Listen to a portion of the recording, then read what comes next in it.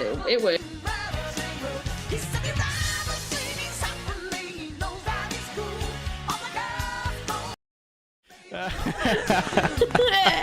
Oh, we're here. It's don't forget. Sorry. Don't forget we're friends at the bottom as well. Welcome, Gerald and Betty. Welcome, everyone.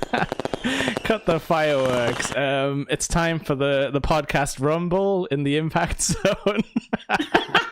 You'll notice our music was slightly different. It was a few notes just to not get Jimmy Hart's copyright lawyers on our backs. Savvy, very savvy. No, we're actually the Rumblecast. We haven't joined TNA. We haven't crossed the line. We're still the real deal. The original. Yes, we haven't been sort of usurped. We're not trying to usurp Jeff Jarrett and his ilk. No, we haven't. We're Nutty Up North through and through. We'll never reveal a secondary T-shirt underneath with a different logo. And nor will we ever hit guitars over each other's heads. No, unless we get paid handsomely for doing so. Yes, and you'll always know who we are and why we're here. We're not outsiders. But hello, I'm your host Jake, and we are the Rumblecast. We talk about and watch old wrestling, so you don't have to. I'm joined as always by my co-host Sloop. How are you doing tonight? I am well. I am warm. I've got my nice jumper on. I do have my Cactus Jack t-shirt underneath, but I thought that'll keep me jumper on in these cold nights because we are getting a little bit colder. But the wrestling keeps me warm. It does. The wrestling's hot, and or something. In TNA in 2010, the wrestling was pretty hot for the most part. Yeah, well, I mean, I'll admit straight out, I never watched TNA back in the day. Right. I knew of it and I'd seen bits of it, but I'd never truly sat down. Like, if you'd asked us back then, I could tell you who America's Most Wanted were. I could tell you who BM Money were. Yeah. I could tell you who, a couple of different people were. But I didn't sit down and watch the weekly stuff. I didn't really watch their pay-per-views. Yeah. I can't remember where it was broadcast in the UK. Was it like some Bravo or some random? Possibly at some point. But I think where most UK people saw it was in the depths of the Sky channels. There was a little thing called the Wrestling Channel.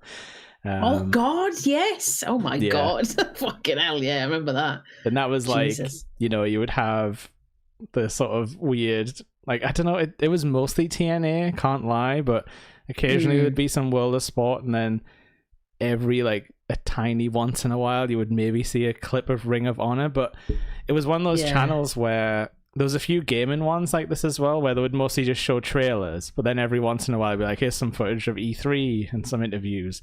So it would be a lot of effectively like wrestling music videos. I don't really know how else to put it, where it would be like, oh, it's AJ Styles music is on, and it's just like clips and stuff, but it would just be like the entire music track. Just to like fill time, basically, I think is what they were doing.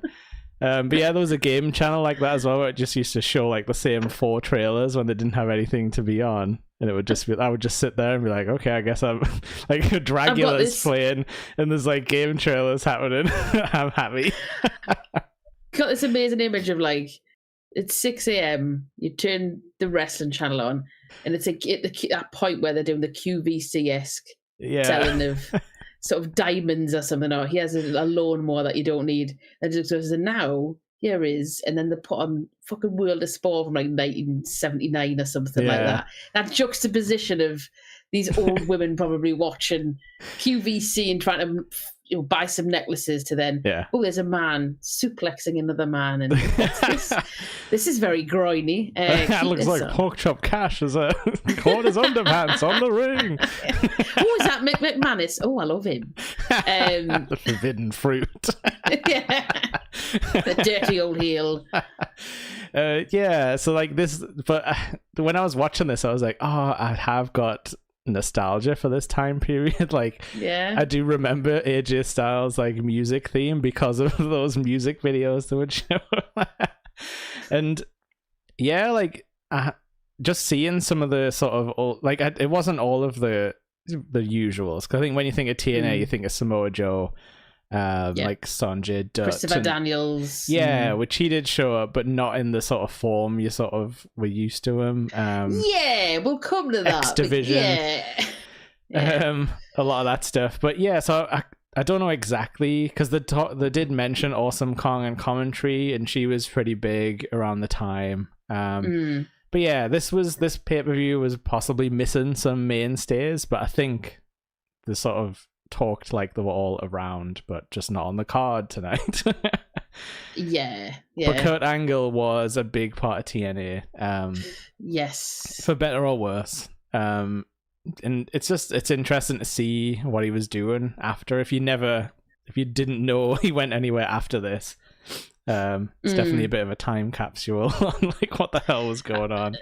Yeah, I mean, for me, Kurt Angle, I always remember Kurt Angle when he first was the thing, and he was that whiny sort of all-American, I won the Olympics with the freaking broken neck, and that sort of stuff. When he had hair is when I remember Kurt Angle. When he started losing the hair is when I remember Kurt Angle. Yeah, and then obviously he left WWE and was like 2004-ish, 5-ish he left. And did he go straight to TNA after that? I don't know for sure, because this definitely was like a time period where I don't think I was following WWE at all. No, 2010 I definitely wasn't. No. I think I wasn't in with like, the dirt sheet stuff online. I wasn't checking No DQ every day. That came a bit later, I think. But yeah, like, so I'm not sure. A lot of people dropped off my radar completely, because I didn't even know that, like, I mean, Goldust had a spell in TNA, which he doesn't like to talk about, but I remember seeing him and thinking like, oh, he's almost unrecognizable. But chances are, if you lost track of a wrestler on WWE television, this probably went through TNA in some fashion. At some point, yeah, exactly. It's just Jeff bringing up his old buddies and going, "Hey, kids, you want to come here?" That's a terrible Jarrett impression, but no, I think that was fairly accurate, right? Well, come over here. I don't know. Like, he's from down there, Memphis, wasn't he? Yeah, and like. So. The story of TNA, I don't know the full thing, but it's quite interesting, because it is, like you said, the Jarrett family. And he had a lot of cachet because his dad gave a lot of people their start in the business. So there was Jerry Jarrett, yeah. I think he ran the Memphis territory, not Memphis specific, because that was Jerry Lawler and stuff, but I'm sure he was involved in territory wrestling and had some territory. Yeah, somewhere. I can't remember exactly what his one was called, but he gave a lot of people their start. Like, he gave like Bret Hart a big chance, and he helped out with like some of the stuff. Like, I think that's the only reason Ric Flair probably showed up as well, was because of that sort of old school connection. It's dead interesting. It's obviously done them well, because somehow TNA is still going. TNA is a cockroach of wrestling. It really is. It's like you will fumigate it, you can stamp on it, you can blow it up. It will never die. It can be as bad as it wants to be, but it'll never die. There's been companies that have done far worse and far better than TNA that have come and gone in like every aspect of life, and yet somehow they've persisted. And I'm glad they have, like, it's nice to have a weird like stepchild. I agree. I totally agree, because I remember when WCW got bought out, there was literally nothing. Yeah, and even I know TNA is NWTNA when it first started, wasn't it? Because they kind of came together for a bit, and that was still about a year and a bit after WCW had been bought out. But it was weird. Like, there wasn't. If you weren't watching WWE, you kind of weren't, especially over here, there wasn't really much else to watch. So the more kind of wonderful, odd stuff that is out there, the better. And wrestling's a very broad church. Yeah. And, you can't cater for every single type of wrestling in one particular company. No, but you've got to kind of... Funny enough, though, like, TNA is kind of the modern blueprint. Like, they were ahead of their time, where they were like, oh yeah, people from overseas can just have a few matches here. Like, I know WCW was doing that, and to a lesser extent WWF like had a few people like a trials, but TNA was like, oh yeah, we'll have sort of some luchadors come through and do that thing. And it was more like talent trade stuff where their wrestlers would go in other companies. They kept that sort of thing alive, because like there was a lot of Ring of Honor, like, you know, crossover where like Samoa Joe would be like the Ring of Honor champion, but then he would like, and I think that Dudley Boys used to bring like all of their belts into TNA when on their entrances, and they had like loads of tag team belts at one point. So it gave you like that. It let the wrestlers have their thing where it was like, oh, the other companies exist, and these wrestlers sometimes go there, but like, you know, yeah, because there's a bit of that at the start of this, isn't there? Because it all starts with Hulk Hogan. Well, I just wanted to comment first. The one thing I've noticed, because I've been watching, like I said before, I never really watched TNA when it was a thing. So I've noticed their YouTube channel has put a lot of their older pay-per-views up for free. So a lot of stuff from like 2004, 5, 6, 7 onwards. So I've started watching some of them from about 2005 onwards. And what I will say about the TNA intros, just even the intro packages at the very, very beginning, is this: they're so overly dramatic and like biblical, and they have, you know, slow-mos and like Lord of the Rings-esque sort of choral music where you think, oh, the orcs are coming. Do you know what I mean? And it's like in this one, there's like astronauts, and the Neil Armstrong pops up, and I'm thinking, what the fuck's that? But it's got like this. But it has like sort of like those cheap text things that would like a flame that would flame what font? What font were they using? It was clearly something they'd found in clip art. And it did look like, you're right, though, it looked Lord of the Rings-ish though. Like it was. Yeah, and then obviously AJ Styles, woo, and then you think, oh, Hulk Hogan's in this one. Oh no, it's the first one of when he's just taken over. Like, was it 2 weeks before or something? I think they said maybe, because I do remember seeing a bit of TNA when there was a lot of legends kicking about and thinking like, no, not for me type of thing. Like, you know, I'm going back in the way now. Ric Flair's was this the main event mafia kind of ilk of time? Yeah, I do remember some of that. Yeah, they were like a suited and booted biker gang sort of thing, I think. Oh no, that was Aces and Eights. There was a biker gang. Well, I think the main event mafia was like Scott Steiner, and it was a bit like Angle and Sting and people like that. Yeah, it was a bit like Evolution, where they were like, oh, we're going to take all the best wrestlers, and that's the best team, obviously. A bit like Four Horsemen, I guess, to be honest. Like, it's never that different, is it? It just comes round and around. It just recycles and has different names. It's fine. It's fine. All in all, though, I think TNA didn't fall into that trap of having too many stables, you know? Like, no, that's another good point, actually. Yeah, they had really like divisions and stuff. They had like, you know, the women were the knockouts, and the sort of the cruiserweights ish with like the X division. Either cruiserweights or an extreme wrestler who's going to throw himself off stuff. You didn't have to be like a small guy. That is a fair point. Like, because I remember, I think there's I know they like putting people in groups because it gives them airtime, or you know, it makes there's a bit too many in WWE though, isn't there?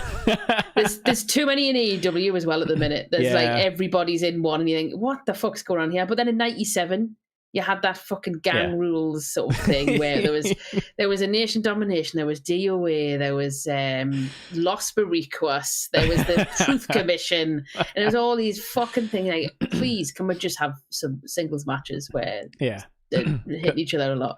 Can these guys stand on their own for once? Oh, DX, obviously, how could we forget about them?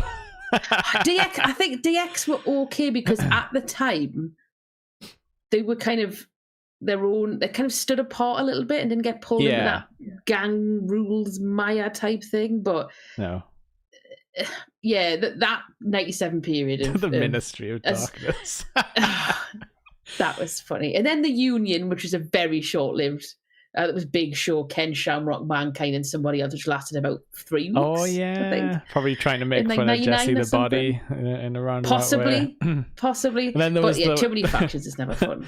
Then there was the Conspiracy, which was a very short-lived one, but we can't talk about them. Anyway. Yeah. So, you know, when the actual wrestling started after the intro package, it looks a lot like WCW. I'm not gonna lie, because Eric Bischoff and Hogan strut out to a fake version of the NWO music. Right. So I wrote this down because so when they come in, I was thinking, this is off. This music's not quite right. But then when they left, it sounded like it was. So I don't know if they did the whole WCW thing of changing one chord and going.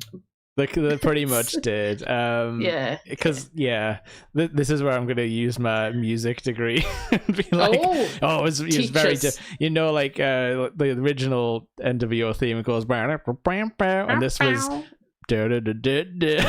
No, it was really similar though, like you're right, but it was just different enough that you're like, it's like, but it still had the like ding ding ding like in the middle where it goes like quiet a bit. This was like a Jimmy Hart special where, you know, like where he's like, I'm just gonna change the little thing here. Got yourself a new song, Daddy. Because I had a stupid thought when I was writing it down, going, well, surely Hulk can use this song, but then I realised, no, NWO was owned by WCW, who was then bought by WWF. Yeah. So they have the rights to it. So, of course, they're going to have to make a bastardised, slightly different chorded version of the NWO theme tune. I did notice as well, Taz is on commentary. I love Taz on commentary. What a joy he is in this entire show. Because the ones I'm watching at the minute, it's Mike Tenay and Don West. Yes, I remember him, yeah. With the insanely gravelly, I feel like he's got problems in his throat voice. Yeah. But Mike Tenay and Taz are an absolute joy. I wrote that down. I was like, they're an all-time commentary team. They're up there. wonderful. But yeah, Hulk and Bischoff then. Let's get back to these two. God, yeah. Arseholes. I can't even remember what they were saying, really. But the interesting thing was the crowd was like chanting for the 6-sided ring. So I guess this was the first 4-sided pay-per-view. So Hogan starts going crazy about like, this is the shape of wrestling ring and stuff. And we're not calling it sports entertainment, Jack. It's wrestling. God, not like that other guy, that Vince McMahon. He got to pop out the crowd by actually acknowledging Vince. Which, if anyone knows wrestling history, Vince famously will not acknowledge a rival ever on TV. No, nor will he call them wrestlers. He calls them WWF superstars. Yes, which I think Taz hints at later on in the commentary as well. I mean, Hook and Bischoff, they get good pop.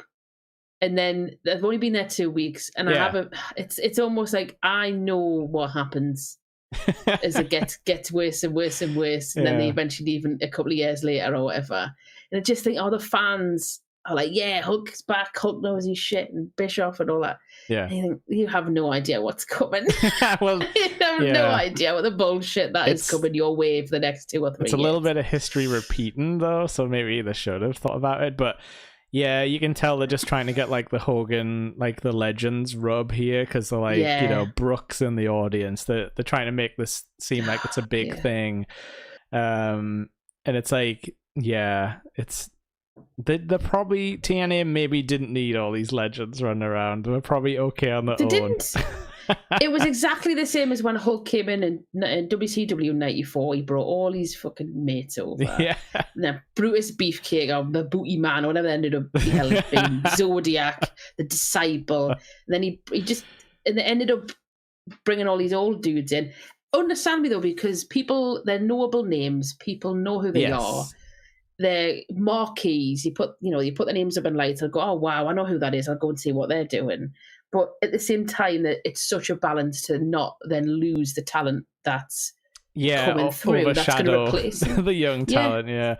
So there's some talk about like, it's the new era. Everyone's got to earn their place and stuff like that. And like that's what they're trying to steer it away from WCW comparisons, I think. Yes. And it totally. It ends up weird, but that's for later. Because I did notice as well that Hulk did slightly fuck up in his promo, and he always does at this time period.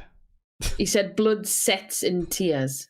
Yeah, I did notice that. Do you think he nearly said sex instead of sweat? He was thinking of the boner, brother.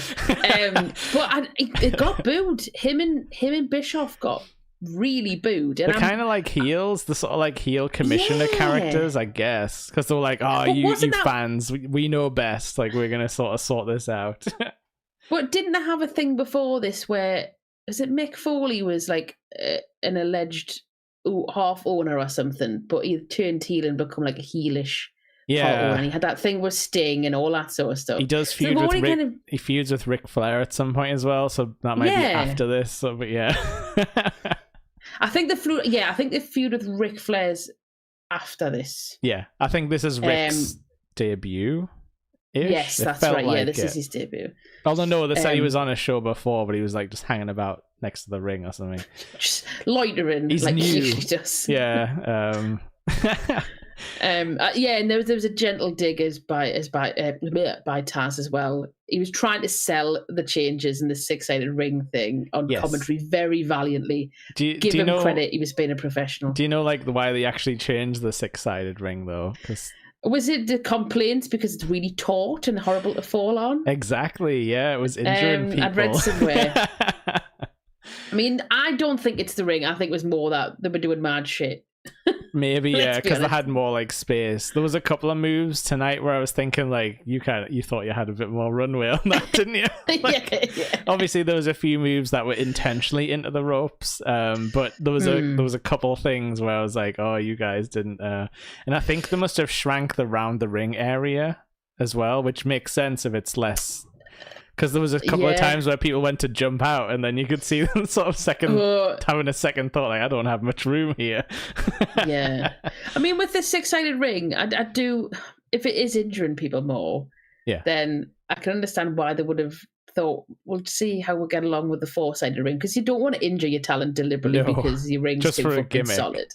Yeah. And it was a gimmick. It was like... Yeah. It was like a step between an octagon for like, real fights and a wrestling ring, I guess. But yeah. But the problem is that it was part of TNA's visual identity, and it's how people knew TNA. Oh, they're the guys with the 6-sided ring. That's how I knew who they were, because it looked different. Yeah, so you can see how they got to that conclusion where they were like, nothing will ever be mistaken for us. Totally. But yeah, I think in the grand scheme, it was a good decision, and fans don't really care that much about how the ring size or anything. But yeah, we won 6 sides. Never thought I'd hear that chant. I couldn't figure out what they were saying at first until like they did some talking and I got a context clue. So who's up first? Amazing Red and Brian Kendrick, which I haven't seen Brian Kendrick since the Cruiserweight Classic, and I hadn't thought about him much. It was nice to see him. Weirdly, before I watched this, about 2 days beforehand, I was on Instagram and a post came up, and Brian Kendrick somewhere in the UK has won a championship. Way nice job. So then I did think, and then when I watched this match, I know Brian Kendrick because I definitely remember him vaguely seeing him in WWF or WWE at the time, whatever it was called. And then I looked it up, and he has a bit of a black mark on his Wikipedia page to do with conspiracy theories, which he's then turned around at a later date and said, no, I was trying to do a villain persona by talking shit or something about the Holocaust. Okay. Oh, no. If you want to go down that route. He's another one of those, is he? But yeah, like he's fun in the ring. I think he might be one of CM Punk's lot? Like one of those guys? I don't know. He's of the right time period. Yeah. So quite possibly. But I quite enjoyed this match as an opener. Yeah, Amazing Red never really set my imagination going as a wrestler. Like he was he was definitely one of the over early TNA guys. You would always hear about Amazing Red. And I guess he was like their first sort of dangerous high flyer type of character. And he's good, but I don't know, there's just something about him where he's like doesn't have that edge or that extra factor to make him like I think watching him, obviously he's good at what he does physically and technically, but he hasn't got that charisma. I don't think he's lacking that sort of crowd, that sort of that ability to like interact with the crowd, but like in a way of not physically talking to them, but just being able to bring them in to what he's doing. Whereas I think Brian Kendrick has that in bucket loads, because I was way more interested watching what he was doing, even though he was doing a lot of selling and ended up losing. I was way more interested watching him than I was watching Amazing Red, whereas you should be more interested in the Amazing Red because he's the babyface. He's not even the debutant because Chris was Kendrick's debut. He should be the guy that you're like, oh, yeah. But I thought this is quite a good little opener, and I enjoyed Brian's weird sort of shabby pants sort of strut that he has when he walks to the ring. He's an odd one. He's trying to walk really quick. Yeah, because I think he started off as he definitely started off as your sort of just like regular baby face high flyer type of guy, but then he sort of drifted into this kind of like sort of dirty player sort of character where he's like, oh, I'm a bit edgy, I've got this like leather jacket on and stuff like that. But yeah, so this was where I first noticed there might be a bit of a change in the ring size and stuff, because like he does like a swanton bomb at the outside and Amazing Red nearly face plants into the barricade. He just saves himself. Yeah, is that the one where just after he's slightly limping on his knee a bit? Yeah, but I don't know if that's just the gimmick, because I think that is the gimmick, but work. I'm just thinking of this spot. But yeah. So like he like lands on top of him and then he sort of goes like right in front of the barricade, almost right in front of Brooke Hogan as well, which she's very distracting tonight, right in the middle of. Well, keep talking about that and keep pulling to her and saying. Just like screeching. She's like trying to be involved in this show though, isn't she? Like reaching out to like for wrestlers who hurt themselves and things. It's embarrassing. Weird. there are some. So I'm not a huge high flyery. Yeah. It's not one of my favorite types of wrestling to watch because I find it too slightly choreographed. However, and maybe that's more of a modern thing, but this stuff I found was. It had an immediacy to it. Yes. And it didn't look choreographed. It looked like they knew what they were doing, and they obviously planned the spot because, the spots are not easy to pull off without planning them. Yeah. But it made them, the way that these two did them made them look like they just thought about it, and that's what they're going to do. Yeah. And it wasn't like two people cooperating. It's two people trying to, win the match sort of thing. I think that kind of high-flying stuff, this is the kind of high-flying stuff I can really get on with. Yeah, and I really like watching. I did pick up on that it got a bit like dirty towards the middle. Like there was some like gross looking submissions, like chokes and that. Yeah. And like I think like what you were saying, it was a kind of a level of not sloppiness, but like desperation maybe, where it was like, oh, the moves aren't perfect because they're trying to like throw them out as quick as possible and stuff. Yeah. But that adds that extra sort of zhuzh, and it makes it look like there is just, and this is random, but there was a match in WrestleMania this year, and it was Tiffany Stratton against Charlotte Flair, and it got slated. All right. I really enjoyed it because it looked like two lasses proper scrapping. Like it was sloppy. Yeah. There was, Flair got accused of sandbagging. Maybe I did hear about that. Yeah. It looked like they weren't cooperating, but in a really, this is entertaining because I don't know what's going to happen next sort of thing. Yeah. And it was the kind of match where I was like, I actually quite enjoyed this. And this is sort of similar, whereas, you've got that, because it's impressive when you watch guys do high flying stuff and it's slick and it's neat and everything is pinpoint, bing, bang, bong. But what I want to see is something that just looks like they know what they're doing, but there's a bit of a stank on everything, or there's a bit of an edge, or there's a bit of danger. Not danger, just a bit of edge to it. Like I'm watching people scrapping. I'm not watching people just sort of do a nice routine. Yeah, do like gymnastics next to each other. yeah, which is lovely, but that's not what I want me wrestling. End of the rant. No, I know what you mean. Shout out to Taz, who used the word scuttlebutt. Yeah, Taz was great because even the times where he misspoke, they made it into a good joke. And that's what some commentary teams miss. Like some guys drop little moments like that when you could make it into a bit, like, and they just kind of like drop it immediately and make an awkward silence. But none of that totally tonight. Agree. Totally Red picks up the win with his like I guess it's like a sunset bomb sort of thing, like it's like a sort of bomb destroyer half thing. It looked great though. It looked nasty. The way Kendrick took it looked nasty as fuck. And because I didn't know that was his finisher, it was a surprise to me when the match ended, because I was like, cool. And one thing I will say about this pay-per-view that was refreshing was that there was not that much interference. No, and I was expecting way more with how the card pans out over the night. Totally.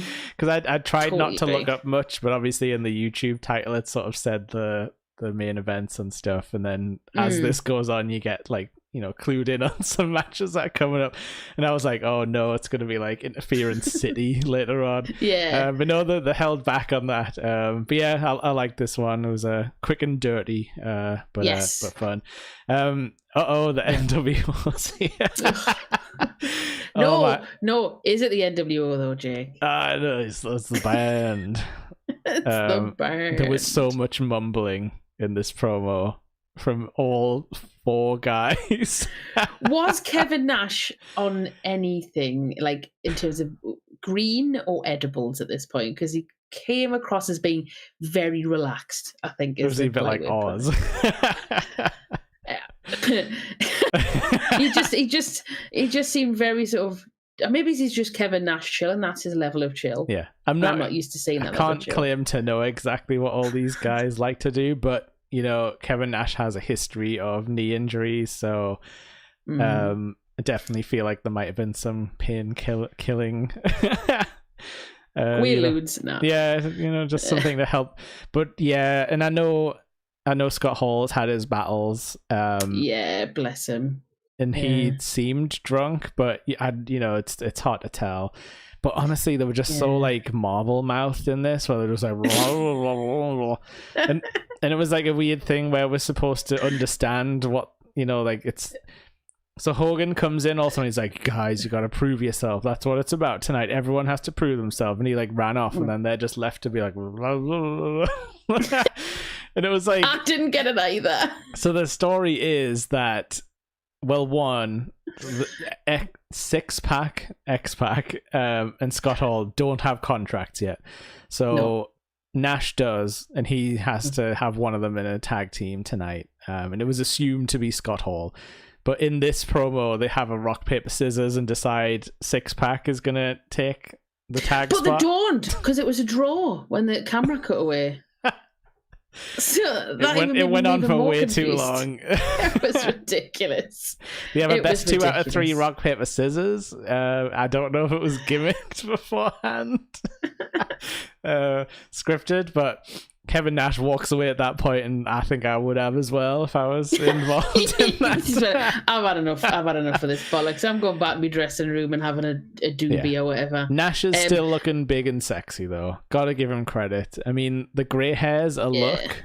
He's maybe lost some of his. He's maybe a bit drier than normal. Yeah, I did make a comment on his match later on. Yeah. But he's embracing the sort of wizardy, like length of hair and the greyness and stuff like that. I did put Scott Hall looks a bit under the weather. I think a bit raggedy. Yeah, beautiful hair still though. Bloated. He still had his full ponytail. So did X-Pac. He did. He did. X-Pac, it didn't seem to age between sort of 96 and 2010. No, super good shape still somehow. Yeah. But I don't remember him wrestling a lot in TNA, so I don't know what happens. I think he was in and out a little bit of TNA because I watched a 2004, early 2005 pay-per-view and he was in there. I think it was a King of the Mountain match, that Raven one. Wow. And he was in there, and then obviously at this point again, he's not out of contract. I think he's probably been in and out of TNA a couple of times. But yeah, he doesn't seem the most sort of contractually stable wrestler at this point. No, and I think like Bischoff was around for this as well, sort of giving his 2 cents. And there was a couple of cute jokes about like him calling him kid and stuff, you know, like 1, 2, 3 kid and stuff like that. So they're definitely trying to play on the nostalgia thing, but because WWE owns so many of the trademarks, I think it's tough for them to get much of that going. But yeah, we'll see what happens with them later on, because Nash is back to his dressing room for now. Yes, yeah. All right, well, from one controversial train wreck to another, friggin' Sean Morley, who is Val Venus, is thrust into the screen. Val Venus with no hair, if you needed a jump scare for your mind tonight. You look like a bollard with a towel on. I know. I wrote down here noted social media psychopath because he's been on many horrible, intolerant rants over the years. So that's what he's known for now. So yes, you can destroy your own legacy. Because if he just shut up, we would have been like, hey, it's Val Venus doing another gimmick. Doing the same gimmick with a different name. His own name. And now he's just a filmmaker of nondescript sorts. He's not the one starring in the pornography as a non-director. He's on directing his seemingly own questionable films. I think that's the angle. I was trying to understand from the vignette what the angle was here. So Christopher Daniels was approached by Sean Morley, or Sean Morley called him out. Yeah. I want to make a movie with you. Yeah. And then Christopher Daniels was like, no, and then chinned him. They ended up scrapping. Yeah, that was all I saw. What? Is that the basis of the feud then? He asked a man asked another man, do you want to be my film? The other man went no, and then kicked his head in. What? Okay. Do you think it's like Christopher Daniels wanted to make his like OC character like, he's called the Fallen Angel, and he's like he wears sunglasses and a trench coat and he's the one. I do not know. Maybe Christopher Daniels just hates films. Possibly. Maybe that's what his angle is. He hates media. He hates, he only consumerism. He only likes ancient Ankh symbols and exactly. tomes. He only likes Egyptology. That's it. That's all he cares about. And watching ancient aliens on the History Channel. So I wrote down that Sean Morley, I might just call him Val Venus interchangeably, get used to it. He had Sega porno music, I thought, for his intro. It was very much like, Sega CD sound chip or something.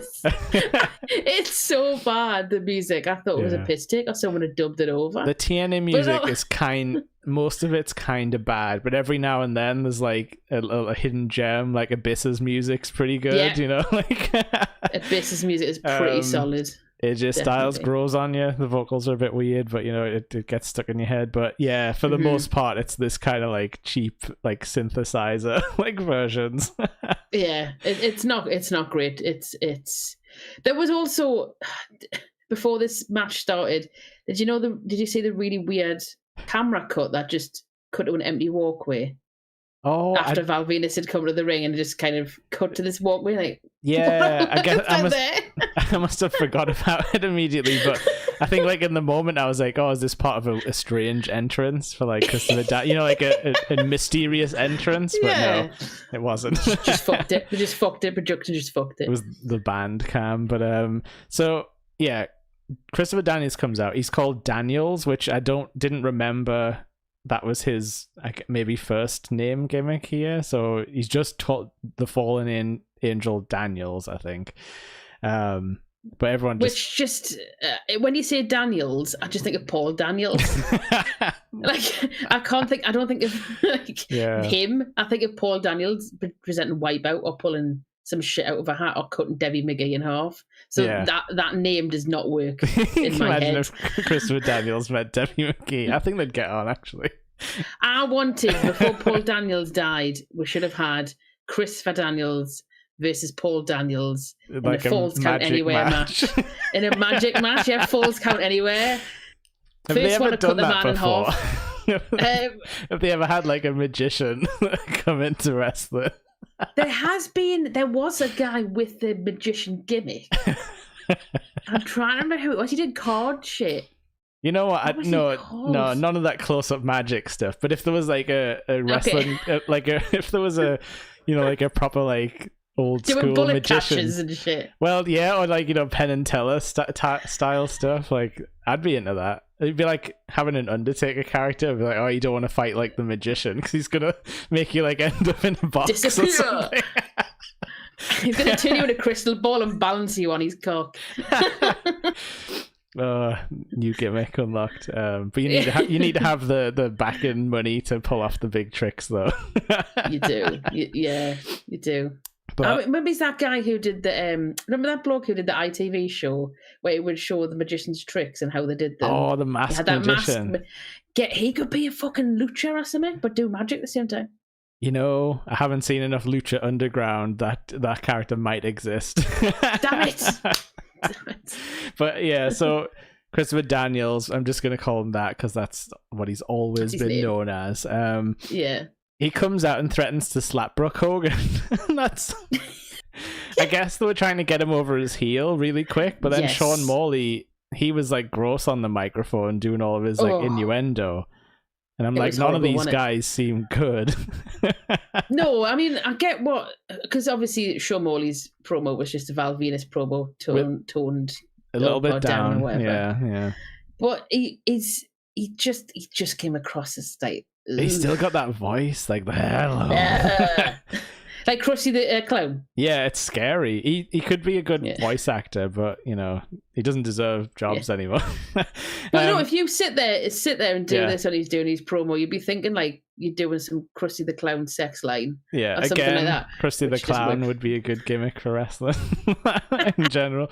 Stub a cigarette out before he goes in. I'm here again. But yeah, I couldn't help but laugh when he threatened to slap Brooke Hogan. It's an odd choice to immediately come out and just say that on the mic. And it did make me pause and be like, this is why everyone says wrestling's got a misogyny problem. It's like stuff like this. Yeah, I'm going to slap you. It's just said with no challenge. Like the commentators didn't even go like, what a sick man or anything. Like what Michael Cole would have done or something like that. Yeah. But yeah, so this match is kind of interesting. I don't think Sean Morley's that good anymore. Val Venus... Did you say interesting? Interesting, yeah. Just kind of, they were sort of mismatched in a weird way. Yeah, okay. That's fair. I was going to say, you should mean interesting as in you enjoyed it? Oh, because I certainly did not enjoy this match. Not quite. It was just so odd, like, because... Yeah, it was turgid. This was a turgid match. And we all know from, like, maybe...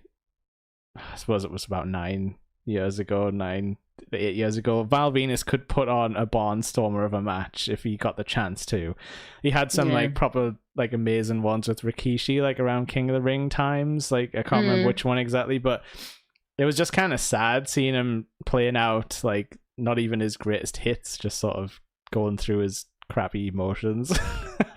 Yeah, like at this point, it felt... I've totally wrote down what you said. They've got no chemistry at all. No. And even Christopher Daniels looked boring in this match, and he's not a boring wrestler. And I think they made each other look awkward as well in new ways. Like they just sort of looked sloppy. And I know Daniels at least isn't a sloppy wrestler from what I remember. Yeah. There's a few good moves that Daniels pulled off because he was working heel, I guess. And I did like how he kept on like choking him on the ring ropes and stuff, like just like hooking his head round, just like wah. Yeah.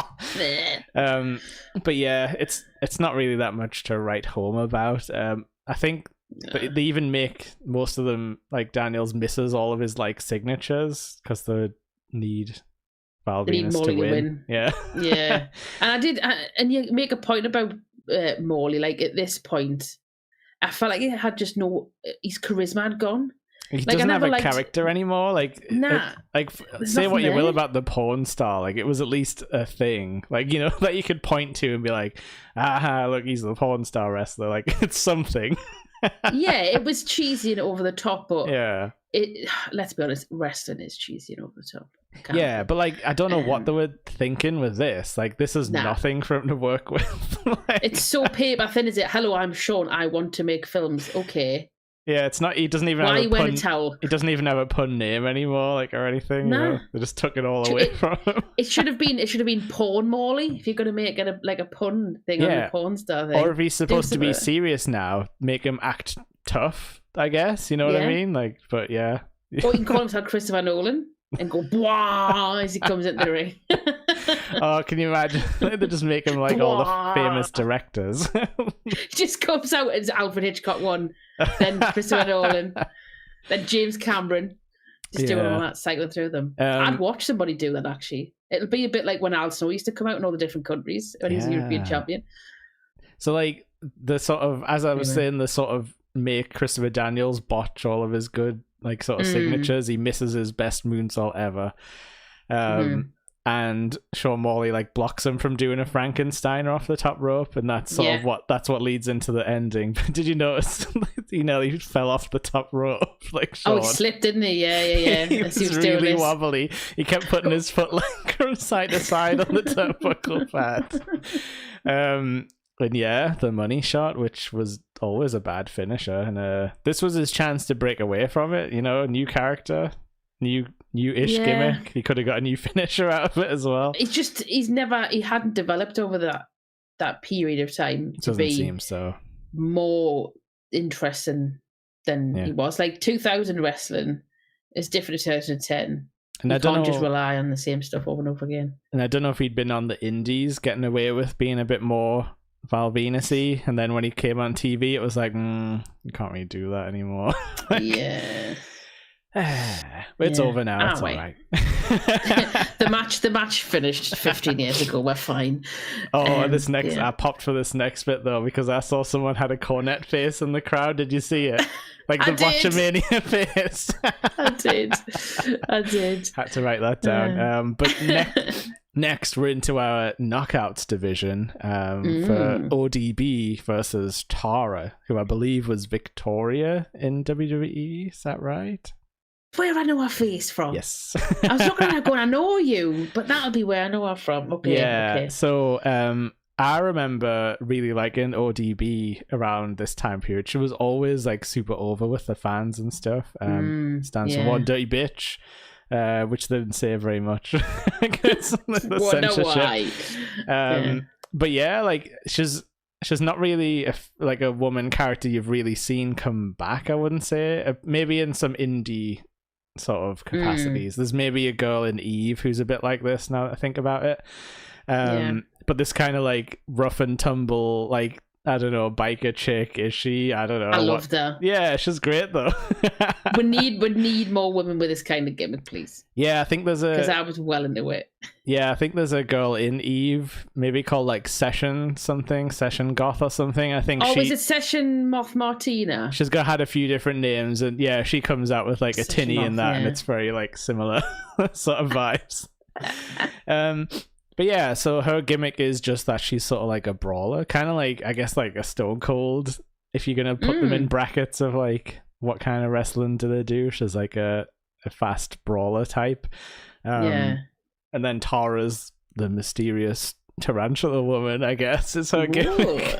What I will say, like, obviously I know who Tara is now because I know who Victoria is. Yes. ODB, I'd never watched anything that she'd been in.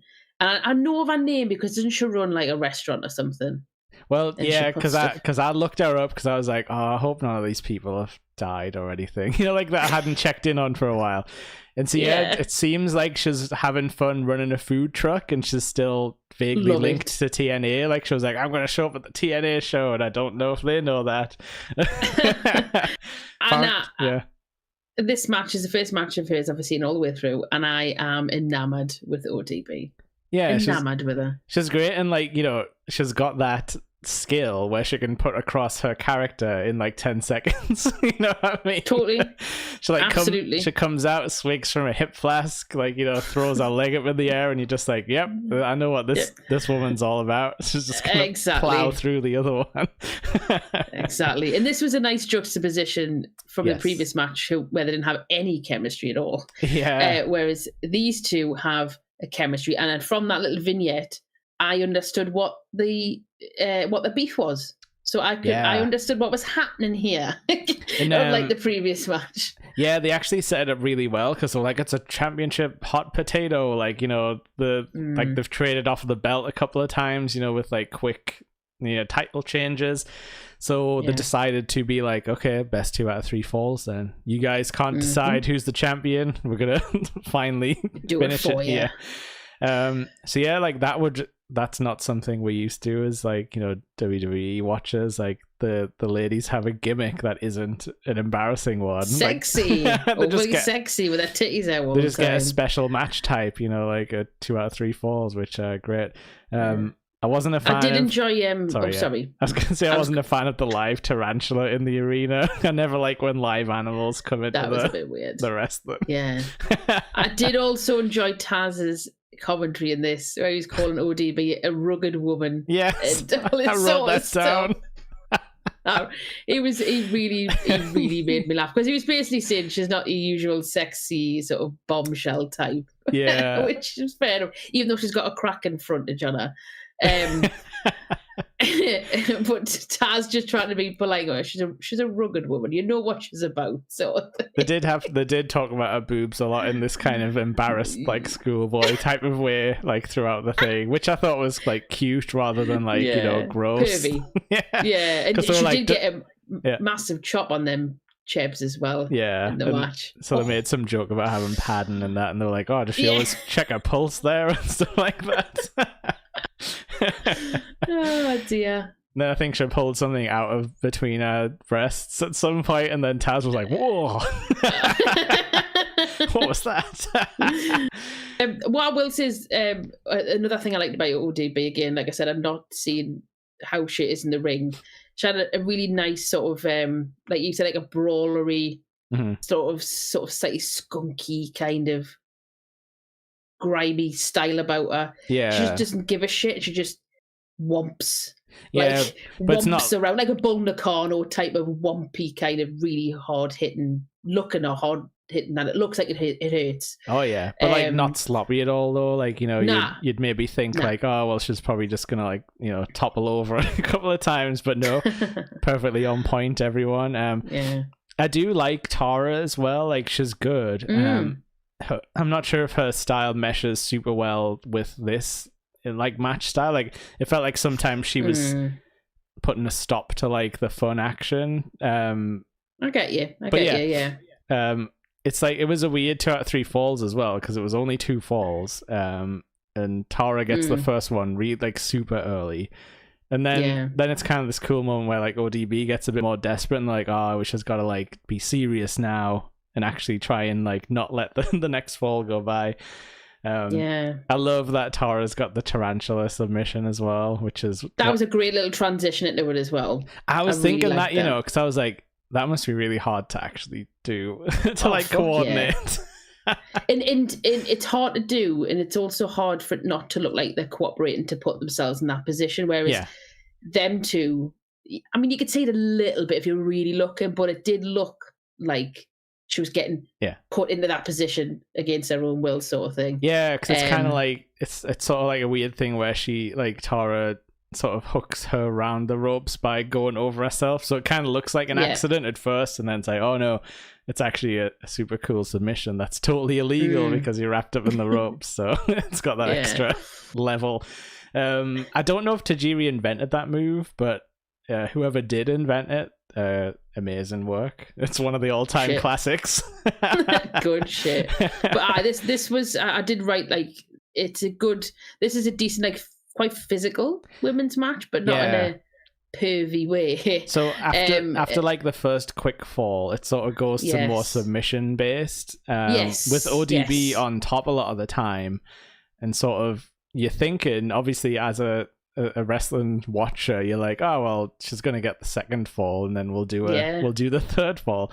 But no, it's sort of she manages to like get out of the submission situation, gets her in I think it's the Widow's Peak, the sort of lifty up choke thing where she like drops down. It's weird. Looks like it hurts. It does. And she gets a clean pinfall. And a finisher that finished a match. Yeah. And I think like ODB came out looking like the better wrestler, like overall. But I think that just fuels the fire of like the next time they have to fight. Definitely. I mean, if there's me main, I mean, like I said, it's not a 5-star match, but it was a very entertaining 2 out of 3 falls. And if I had one complaint, I think the body scissors submission went on a little bit too long. Oh, she did the roll around as well, which was fun. Yeah. But I thought it wasn't, it's obviously this isn't the most flawless technical match you're ever going to see. Yeah. But the character work in it was great because you got 2 really distinct characters in the ring there, working a very distinct style that fit what they were doing and what the characters were. And you felt like the story of the match, what they were trying to put across in the story of the rivalry and stuff. So, I mean, is it a great match? No, but it's a decent one. I'd watch it again. Oh yeah, it was after that last stinker. This was a nice breath of fresh air. It was. Oh, and then the tarantula comes out. She doesn't do anything with it. It's not like a Damien situation. Although they did show that in the package that she apparently puts it on people sometimes. It's just like Home Alone. Yeah, that's what I can think of. But yeah, new champ. And the crowd are well into it as well. The crowd are very hyped. Yeah, very hyped. I think Victoria was always a Smart Marks fan favorite from back in the day, who never got a full shot because of evil Vince, obviously. That's always the story. I need to ask you, have you ever seen Matt Morgan before? I have. Okay, I'm glad. Not much, but yes. I feel like Matt Morgan is a special specimen of a wrestler. He's kind of like if Psycho Sid got a little bit bigger somehow. He didn't piss off to play softball every 6 months. He took more rage virus and more venom. So it's Matt Morgan and Hernandez versus the British Invasion, which I've got a little bit on them, but we can't move on from Matt Morgan that quickly. What do you know about Matt Morgan? Apart from that, he's massive. Yeah. He's massive. He's massive. And he's all right. But he's so sloppy. His giant size could not carry his career, which in wrestling is rare. He's not a Bam Bam Bigelow. He's not a big boss man. He's not a Kane. He's not a Braun Strowman. I wouldn't say he's not even a Great Khali. Yeah, Jake. he's so bad. It's hilarious though, because they've put him on this pedestal of being like, he's literally called like the blueprint, Matt Morgan, like the blueprint of a wrestler, effectively. And he is that kind of Vince guy where he's like huge, like jacked, like looks crazy. Was he in WWE before or after this? I don't know which companies he's gone through. I think I only saw him here, but yeah. I'm sure he was in WWE briefly. But Hernandez doesn't do much for me. No, Hernandez on the other hand is excellent. Super Mex, he was always called. He was a proper mainstay of TNA and one of those like proper journeyman guys where you could like put him in a match with anyone and he'd like throw something good together. Such a thick man as well. Very, very solid human. I did like when Taz was like, "Oh, the thick body of Hernandez." There. Oh, baby. I knew he wasn't saying thick with 2 C's, but in today's world, I'm like, he's right. Like, that's a sexy slab of man right there. Hernandez. It is. I didn't realize. It took us a couple of seconds to realize it's bloody Nick Aldis. Yes, the British Invasion. The British Invasion, which I knew. One of these guys was like a part of TNA, but I had no idea they had this sort of gimmick, like the English tag team. So it's Brutus Magnus, which sounds like a Transformers name. Sorry, Brutus. So they're called it's the British Invasion, yet they give him a Roman name. So you might as well have Julius Caesar and Brutus Magnus. Do you know why though? I don't know if it's caught before the horse, but he was in the Gladiators reboot around this time. So I think maybe that already failed by 2010, like the second run at Gladiators. Which apparently people like the new one, so third time lucky on Gladiators. Well done, Gladiator people. We're living in a world where Gladiators is fun again, apparently. And I did try and watch the reboot, and I can't remember much about it apart from going, I recognize that guy from TNA. But yeah, like Brutus Magnus should probably be Matt Morgan's name. Yes, because he's massive and he's brutal and he's magnificently large. But like, I couldn't believe how young Nick Aldis looked. Even if it was off, and I just kept looking at him, going, "God, you're Nick Aldis, but you got short hair. And you look about 25." Yeah. Doug Williams is the other guy, and I know Doug Williams vaguely from other bits and bobs and some indie stuff. The This match was like a whole lot of nothing for me. It was the only thing that I found entertaining to watch in this match was Doug Williams. Yeah, he was his arse off. Yeah, he was great. Like, you can tell he's one of those Fantastic. like guys who he'll make a bad match good by selling, or he can go himself if he needs to, lead things. He can polish a turd when he needs to. He'll polish it as best he can. It might still be a turd at the end, but at least it'll be a slightly better buffed turd. Yeah, so like I don't really know what they were trying to go with this match. So they're like Matt Morgan and Hernandez are like a mismatched tag team, but because they're so strong, it just works, sort of thing. But during the match, Matt Morgan just kept on like distracting the referee by arguing. It was just facilitating interference by the other team. And I'm like, he's looking really dumb here. Like, the good guys are looking arguing for no purpose either. Why? If you've seen someone do something to your partner, then you can remonstrate with the referee. But like, you're right, he just did it randomly when nothing was happening. Matt just fucking shut up, man. Yeah, if he shut his big mouth, Hernandez wouldn't have got beat up in the corner so much. Exactly. I did write down that there was a really good, like, I guess a gut wrench flapjack sort of thing, like by Hernandez, where he sort of like, wrenched him up and then just let him go flat, like backwards. I'm just like, that was beautiful. That was quite cool. That was quite cool. I think this was the point where the commentators said Nick Hogan might be here. It's like, there's more criminals in the audience. Not another Hogan. Taz as well was on form, where he said, I think it's about you want to tip your teacup to them, when he was talking about the British invasion and stuff. And he just made all these little silly British jokes. And he's Taz on commentary, man, is such a gift. This is like peak Taz as well. Like, this was him. Oh, absolutely. Yeah, so funny. Sometimes it unintentionally funny, but Yeah. So like, I didn't write down too many moves from this. Because there wasn't any. It was just Matt Morgan yelling for fucking 6 minutes. Yeah. And Doug Williams going, He sort of played the role of like, I'm too powerful to get put in some of the moves. Would like bust out of stuff. I did like how they hit their sort of signature finisher, which is like a super kick into a bridge German suplex. They actually did that on Matt Morgan. I was like, oh hell yeah, the big guy's going over. That was quite impressive.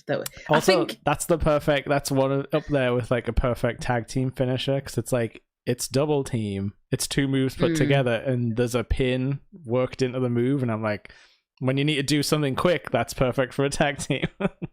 Good point. That's another good point. Did you notice as well, there was a woman kind of hooting occasionally? Sometimes, yeah. I didn't notice it in this one, but I heard that later on.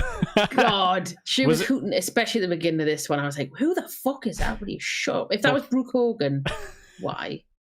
That's what I thought, because she was probably closest to the camera. I'm not sure though. So yeah, the goodies do win the British invasion, unfortunately, even though they're the better wrestlers, do lose. Rip. I think it wasn't. I don't think it was Magnus or whatever. Like, I think Doug was the one who got the double finisher, so he gets a dominator by Hernandez, and then he pops immediately back up and gets the bicycle kick, which is the carbon footprint. No, actually, I'm wrong. It was Brutus, because I remember he like jumped up before the move hit him. He was already like flying through the air before the boot hit him, which I thought was really silly. I also think carbon footprint's a fucking terrible name. What does it even mean in reference to this giant man? You know what I mean? But you remember though, when we watched one of the WCW ones, like that was a bit of a Psycho Sid thing, wasn't he? Where he was talking about himself like he was a natural disaster or something. And he was like, the world is mine type of thing. I feel like they would have had his move be called like the carbon footprint or something, but that would have made more sense though, but God forbid it would make any sense in TNA. Who knew there was a second coming of Psycho Sid in 2010? This match was just poop. No, it wasn't poop. It was like a wet fart. Like there was like, it's an air. Yeah. It had like maybe 4 good spots, but they spread them out like way too thin. Definitely. Absolutely. It could have been like a Legion of Doom match where it was just all big moves and then suddenly a pin. Yeah, 2.5 minutes. Thank you very much. Good night. that probably would have been preferable. So now I don't know, because then I wouldn't have seen Doug Williams sell like true. a badass. So swings and roundabouts. Anyway, sorry, carry on. Oh, I mean, it's not a good thing we're carrying on to, because now we get a weird backstage segment with Abyss, Bobby Lashley, Hulk Hogan, and Eric Bischoff, which is a quartet you would never think would share a room together. No. Absolutely not. One thing I did notice, Abyss looks insanely damp.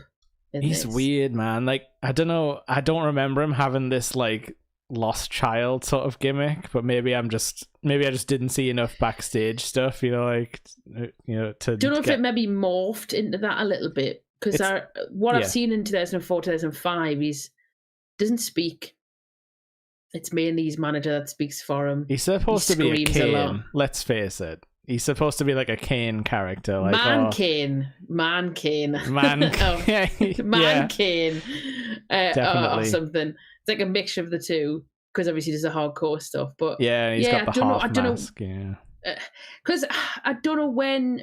Because I mean, if you think about 98-ish, we did the Survivor Series 98, and Mankind had that bit before where he was, becoming sort of Vince's son and stuff like that. It's a bit like that, isn't it? It was that was a little bit sort of childish, but it was more like the 1998 Mankind stuff was more about a man who is desperate and is being manipulated. Yeah, it came off sincere, didn't it? Not like creepy. Yeah, not as like he's like a weird sort of it almost felt a bit Eugenie. Yeah, definitely got those vibes with Abyss. Which I don't remember being that when I ever saw Abyss before. So maybe it's something that it just became. But then again, Hogan did have some spots with Eugene, so I don't know if they were just replaying some of that for some reason when he was like Mr. America or whatever was going on around that time. Yeah, that was a strange Let's time. find a pay-per-view with that on one day. Oh, please. God, no. So Bobby Lashley does not say a word tonight. Oh, and maybe he does get angry a bit. He shouts a bit. He gets knocked out by a TV monitor, and then he's just laid on a couch. Yeah, I mean, to be fair though, Bobby Lashley was never known for his words. No, but he's quite a charming guy when he wants to turn it on, and he's well liked and stuff like that. So it would be nice to see him have anything, but then just knock him out, like bonk him on the head. And then Hogan's like, "What you doing, man? Get him out of here! Like, help the man." It's like he's the one talking sense tonight, really.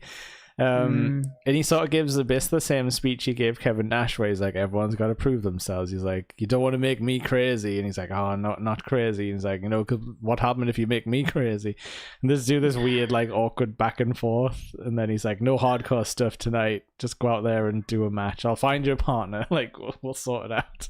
Yeah. And I'm like, why is Hogan like the matchmaker, sort of? And he's doing paperwork. Like, I don't know if it's at this point, but later he's like... Like, what are they trying to do? Did paperwork. I don't know, because are they technically the owners at this point? I thought Dixie Carter's the owner. I think she stepped up and down, like interchangeably, and sometimes it was Jeff Jarrett was the owner and things like that. Was Jeff Jarrett in TNA still at this point? I think he was always somewhere. Like, didn't he leave around? Yeah, I mean, he stopped wrestling for sure, but he was like the TNA champion and stuff when it started out and things like that. So he got his bit. This next match was quite fun though. I love this. It's got nothing to do with Abyss and Hulk Hogan. So it was Pope D'Angelo De Niro versus Desmond Wolfe, who's actually Nigel McGuinness. I had no idea Nigel McGuinness was ever in TNA. Nope, didn't recognize him either because of he's kind of. So they say like he's from London and whatever, and he's sort of got this like, I don't even. I couldn't really call it London gangster look. It looks more like a Russian gangster, like because he's got like shaved head, sunglasses, and this like big tracksuit sort of thing going on. So I was a bit confused at his character, but when he takes it off, he's just a wrestler. I wonder if they were going for sort of the lock stock drug dealer in a Range Rover look from like 2004. But I firstly was shocked that it was Nigel McGuinness. I did enjoy. I think I put down he had baldy swag, and I enjoyed them. He just flipped the crowd off. It was just like this. Yes, he was hiding his English swears because they've done middle fingers earlier on, and that was blurred out, but he could do it because the Yanks don't understand. And De Niro earlier had quite a backstage thing where he was talking about Pope be pimping or whatever. Quite enjoyed that. Yeah, which he's Elijah Burke, isn't he, as well? Oh, is that who he is? Yes. Yeah. Again, it was one of them ones where I was like, I know you, and I've seen you before. So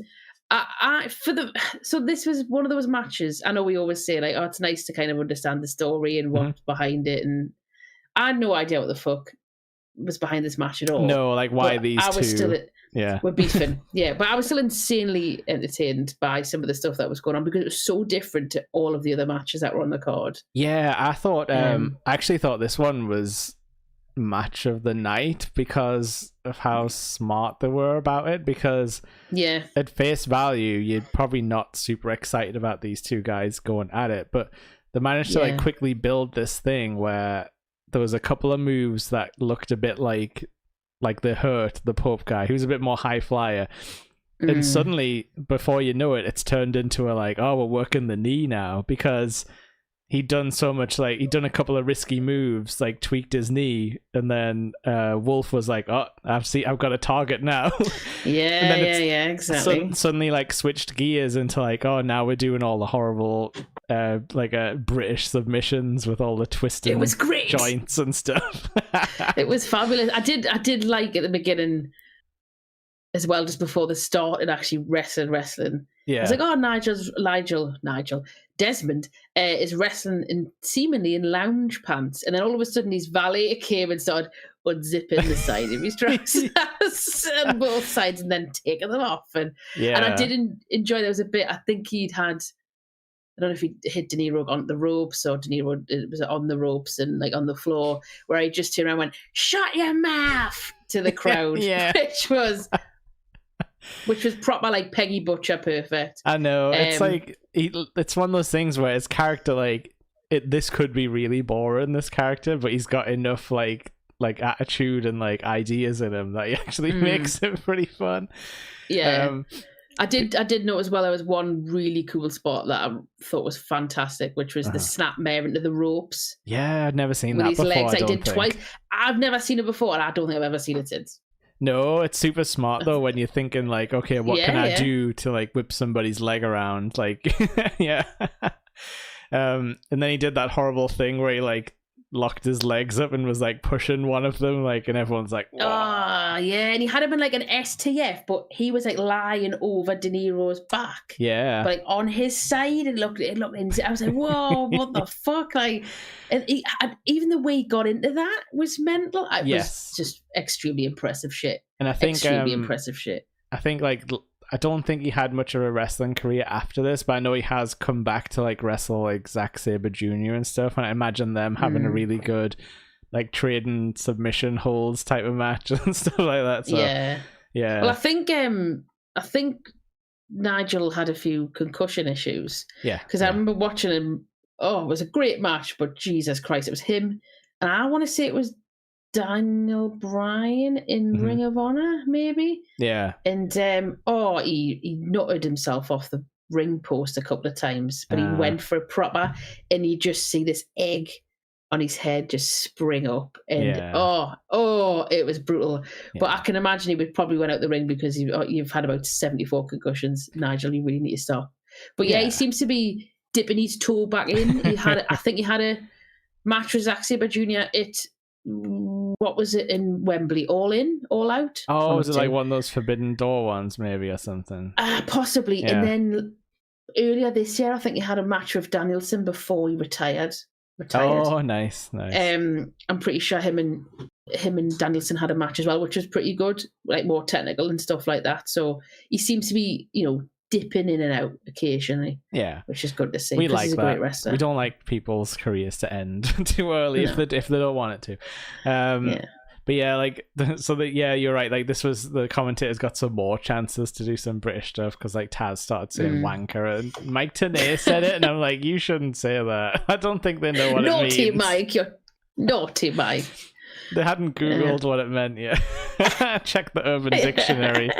But no, I thought it was funny. The only problem was, I think, was like Pope's offense needed his knee, so he kind of had to like no sell the sort of like the knee workings a bit to get his moves going.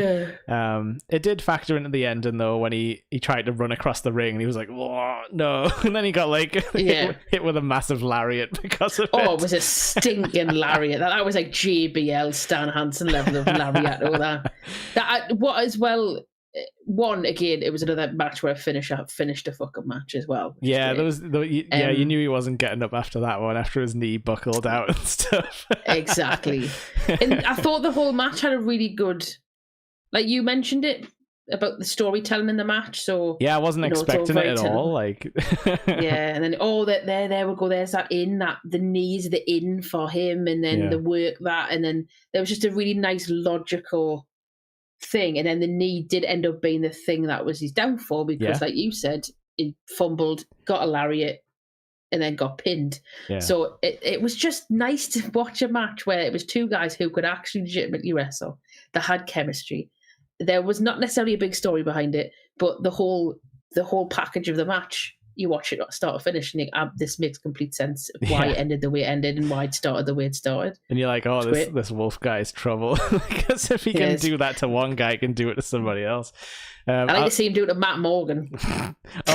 He's too long. Can you imagine him? But I just want to mention as well, there was like a sick move he did where he sort of tied up his legs on the bottom rope and like pulled him back around the sort of the ring post by his neck.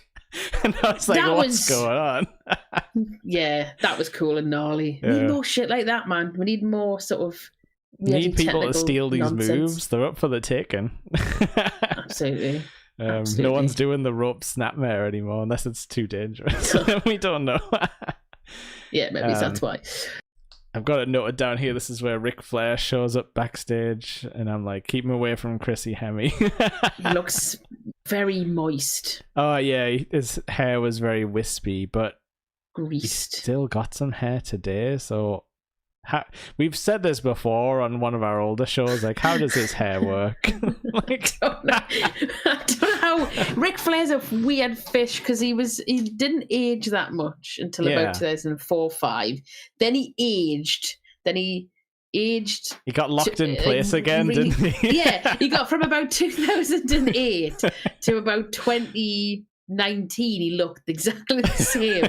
And then the last 5 years or so is when he started like wizening and looking old as shit. But I don't understand how his hair is still in place after all the peroxide and the sweat and the frizzy bits and the drying. I think it softened toothpicks. Yeah. Because you're right. Like it wasn't grey hair. This was still peroxide blonde hair. Somehow still is peroxide now. I don't know what he's doing. I don't know what his regime is, but he's still. If I'd done that to my hair, I would be bald. I'd have nothing left, or I'd be like a little sad, like nest of puby looking blonde. Shit, because all my hair snapped and fell out. Like pH burn alone must be would finish off most people. That's probably what I read all the time. It's just pH burn. It's not the Florida tan. It's pH burn through his peroxide. Crazy. It's leaked into his brain, and that explains the promos. I can't remember what he was saying in this one, to be honest. I kind of checked out but I think he was just bigging up AJ Styles because he's sort of his like sort of proto manager, sort of. Maybe not yet, not till the main event, but it's gearing up for that. He's like talent scouting, I think, is the vibe they were going for. By going woo as well. But it's time for the not NWO to come out to their like not quite the NWO. Legally distinct chords. Yeah. And they had a terrible logo that was like the band in the sort of NWO font. Again, it looked like first draft shit. Like, how does this get put on Kevin Nash? You know, like he's one of the top names in the business. Kevin Nash didn't give a shit, man. He just wanted that dollar bill, and he's been very open about it. They needed someone in the clique who knew how to do friggin' graphic design. Can you imagine? Here's the new member of the clique. He's just here to do the graphic design. I'm not going to wrestle, but graphic design is my passion. Yeah, okay. DX in Comic Sans. But no, the band in Wingdings. Now that would have been a great logo. X Factor sitting on Photoshop. Right. So yes, it's now revealed that X-Pac or Six-Pac is the tag team partner, because Scott Hall's nowhere to be seen. So we have a guy in good shape and a slow lumbering Kevin Nash is our tag team. I mean, Kevin Nash always lumbered, but I put down that he does look like a hench old wizard. He basically looks like Gandalf who lifts in this match. That's the thing about him. I don't think he's ever not looked cool. Possibly Oz, maybe in a silly outfit, but more often than not, he's still cool. He's just got that about him. Yeah, I think it's just because he walks around life. Or just walks around wrestling. No, because he's had a lot of personal stuff in his life, but in the wrestling ring, he just walks around like unbothered. Yeah. And he's just this serene sort of, I'm cool. I know I'm cool. And I give no shit about what you think about my coolness. That gets you far in wrestling. It really does. And you're right about his hair. It's looking very dry and sort of hair-esque in this match, because when you get, your grey hair's always drier than non-grey hair. Mm-hmm. And he looks like he's stuck his finger in a plug at the end of the match. But it kind of like dog ears out a bit, doesn't it? Yeah, just sweats and then sticks up. Yeah, but he does look in good nick here, and he still has a charisma. And whilst I did look at his hair and go, oh, I do miss the old diesel hair from 1995 when it was just this beautiful, like almost Ariel from The Little Mermaid, kind of brunette bounce to it. I think he still looks great here. He still, he carries the PVC pantage or whatever he's wearing pretty well for a man. There's a few good ass shots if you're a fan of the big sexy. The big sexy ass. What was weird about this match though is like I expected the crowd to give them a bit more. Oh yeah, especially in the beginning. You'd think they would have been going wild, but it was there was a bit of silence at points in this. Yeah, because Beer Money were pretty over, because I remember Beer Money. I know who they were, and I remember. I mean, I still do. I think James Storm's great, and Bobby Roode's not bad either. Yeah, Bobby Roode with hair, which is funny to see after he had a bit more of a Tom Selleck look when he was sort of last big. But yeah, like it's Beer Money, they're interesting. I loved them back in the day. But I don't think you could do the tag team anymore, because you would get into like, they're like the sort of MAGA head, like country stars type of thing. It's a bit too close to like, in 2010 it's fine. Post 2016, I think you got trouble with Beer Money. But yeah, they're just kind of like cowboy guys who want to have a good time, rough people up, go home, get paid, drink some beers. Get lewd. I spent most of this match, this is pathetic, waiting for Kevin Nash's knees in the corner. They were late. They were very late on, weren't they? I was expecting to be within the first couple of minutes. I was like, why is Kevin Nash not doing his knees in the corner? I was thinking at some point, I was like, he hasn't done this yet. Like... He hasn't done his knees in the corner or his big boot. And I don't think he manage to even do a big boot in this He did do the boot choke for a little bit. So yeah, so like it starts off with X-Pac, because I guess he's the guy who can go. And yes, he is called Six-Pac, and the Taz does get the name wrong, which does create some funny moments. Yeah, it didn't Mike Tenay, because he did it 3 times. He said it the Taz Triumvirate or something like that. I just thought it was really funny. But like just the way they were laughing at themselves about it, it just makes it more endearing rather than like cutting. Like, cutting a silence in it. Yeah, making it too totally awkward. Agree. Totally agree. But yeah, I was waiting. I was sitting there thinking, like, well, the Scott Hall interference is going to come at some point as well. Like, I couldn't just enjoy the match for what it was, because I was like, I know it's going to turn to something. But Beer Money were good. Like, they were, like, I wouldn't say they were like carrying the match, because I think, like, you know, X-Pac and Kevin Nash had enough sort of like, you know, crowd cachet. Like, even though they were a little bit slower, not doing like high flying or anything, I think just them being there, you know, carried themselves like enough. Yeah.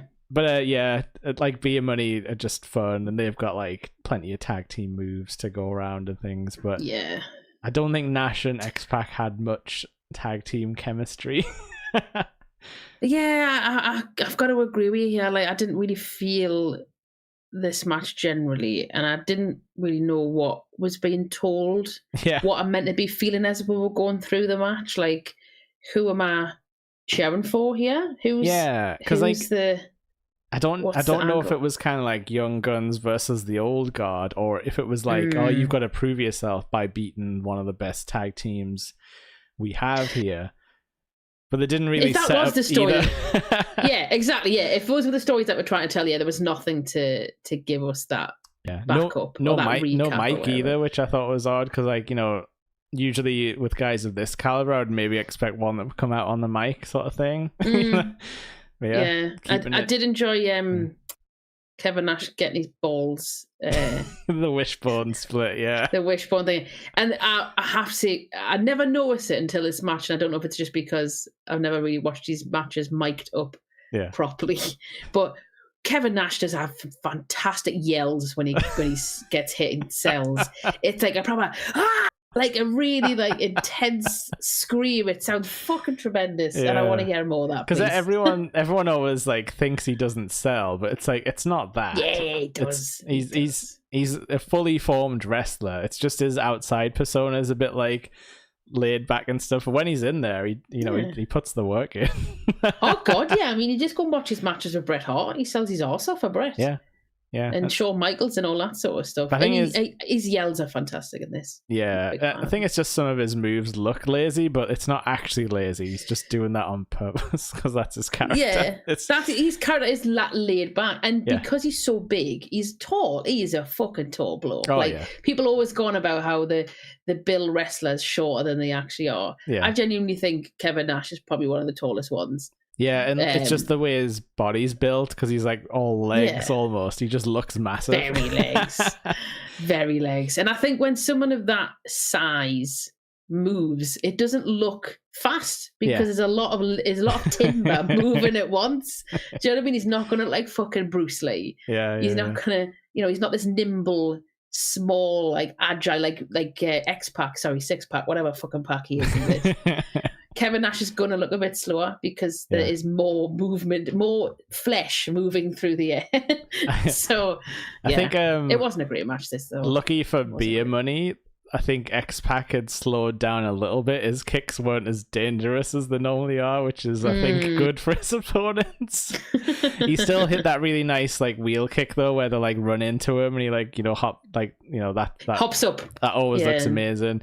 We got a Bronco Buster. We got a missed Bronco Buster so that he hurts his butt, which is always funny to watch. We got all most of the greatest hits. We got no jackknife powerbomb, because that was sort of happening at the end when the schmoz happened. That was a weird interference as well, and it wasn't very well filmed or explained. No, because I didn't understand what was happening either.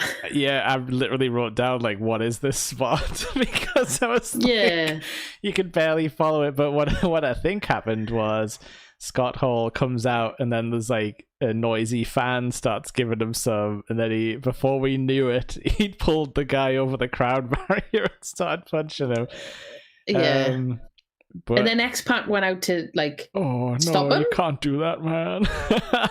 And then it meant Kevin Nash was left on his own in the ring, and then he got kicked in the face or something, kicked backwards, and then flipped up and... Yeah, I can't remember exactly what the Beer Money finisher is. I think they do have a name for it.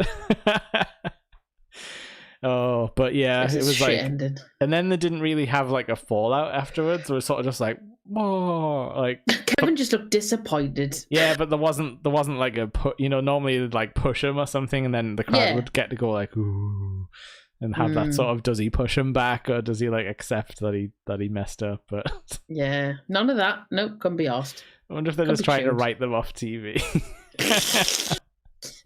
Possibly. Actually pull the plug on this band thing. Get it out. Yeah.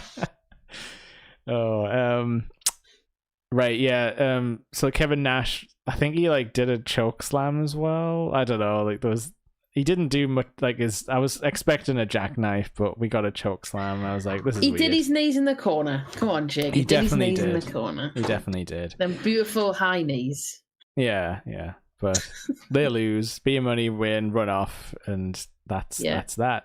And then Hogan was like slightly miffed about it. Like he was barely acting at all. He was like, oh, those guys. What did I tell them? Still up to those old tricks. And then he was like writing on his paper. He was filling out Kevin Nash up to old trick. I don't know what he's writing.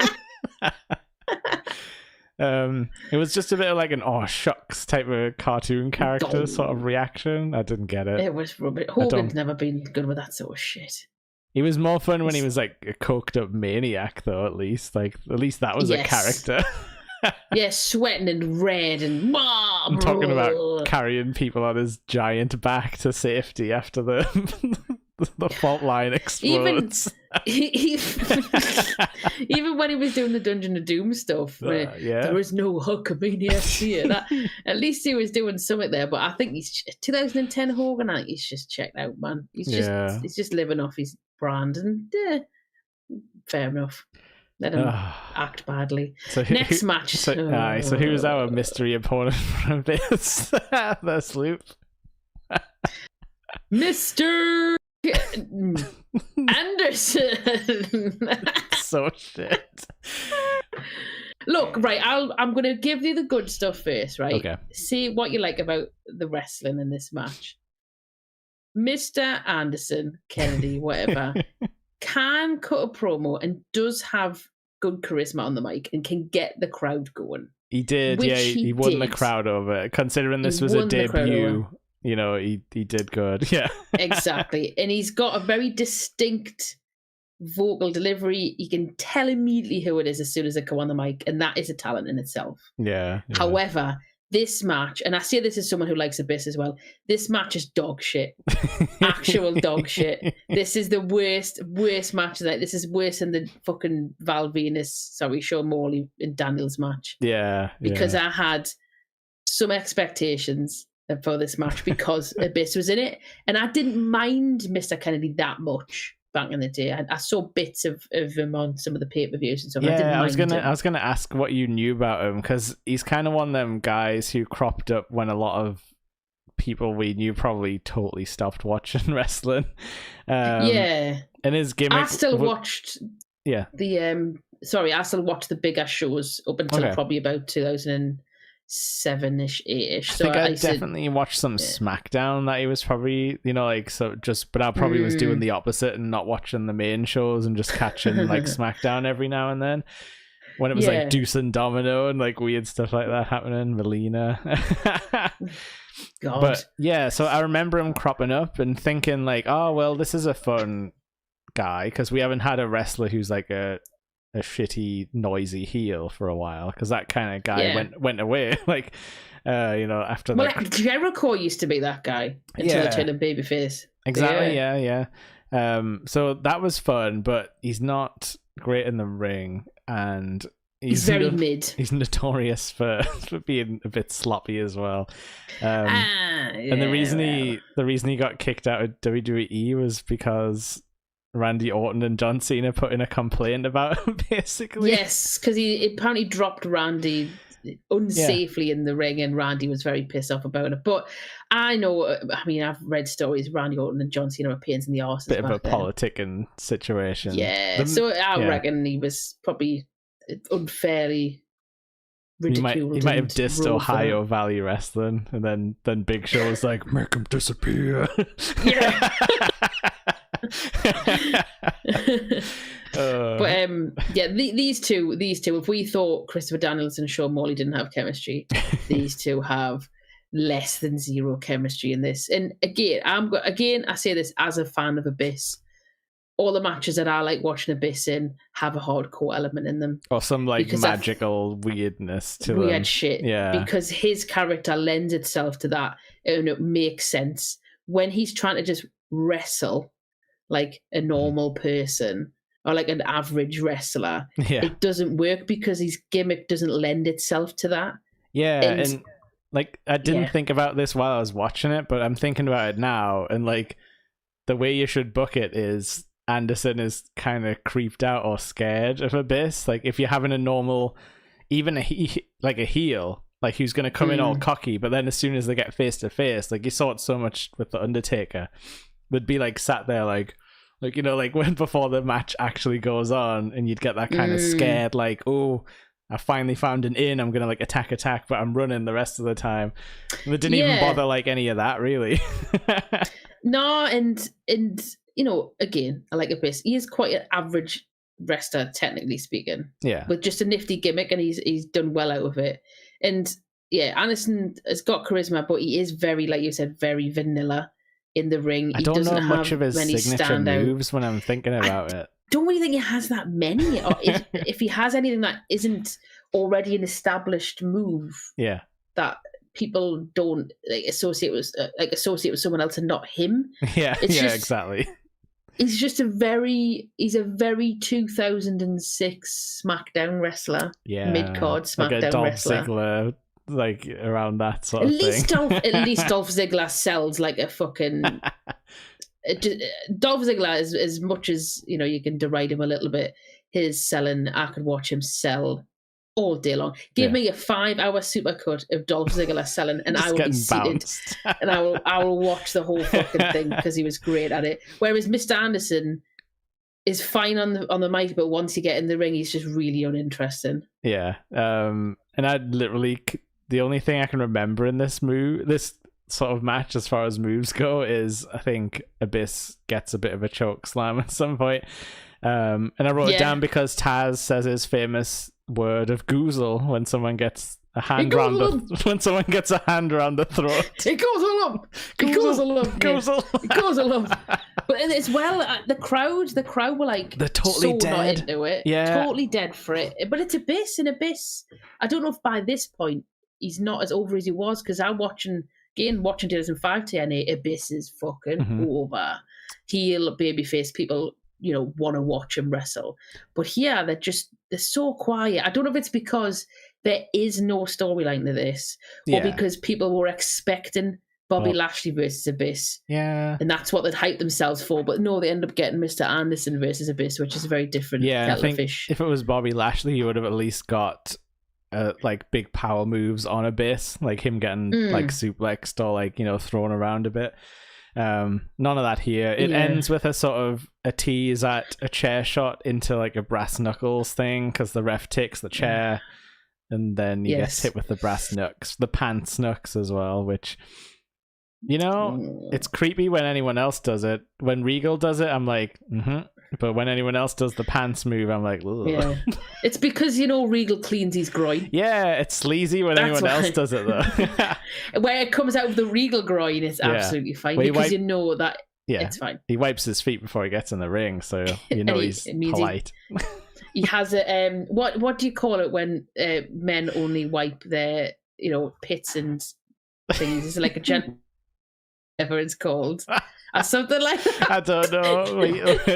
I'm sure there's a thing where men, you know, wash their pits and wash their nads, and instead of having like a full shower. I can imagine Regal would do that before every single match, just as a point of cleanliness. Okay. Then he would still have a shower. Yeah, I mean, I've heard it called a tramp wash when you're like in a service station and you have to like go in there. Sorry, if I just accused Regal of having a tramp wash. If you're watching, Mr. Regal, I'm so sorry. you bloody toe rag. Tramp wash. Listen here, sunshine.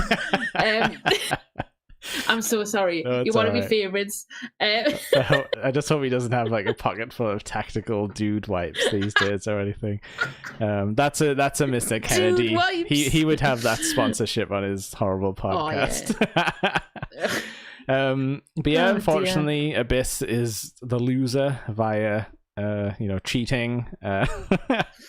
It was a crap finish. But then Mr. Anderson does a fault. Family Guy joke, which made me cringe so bad.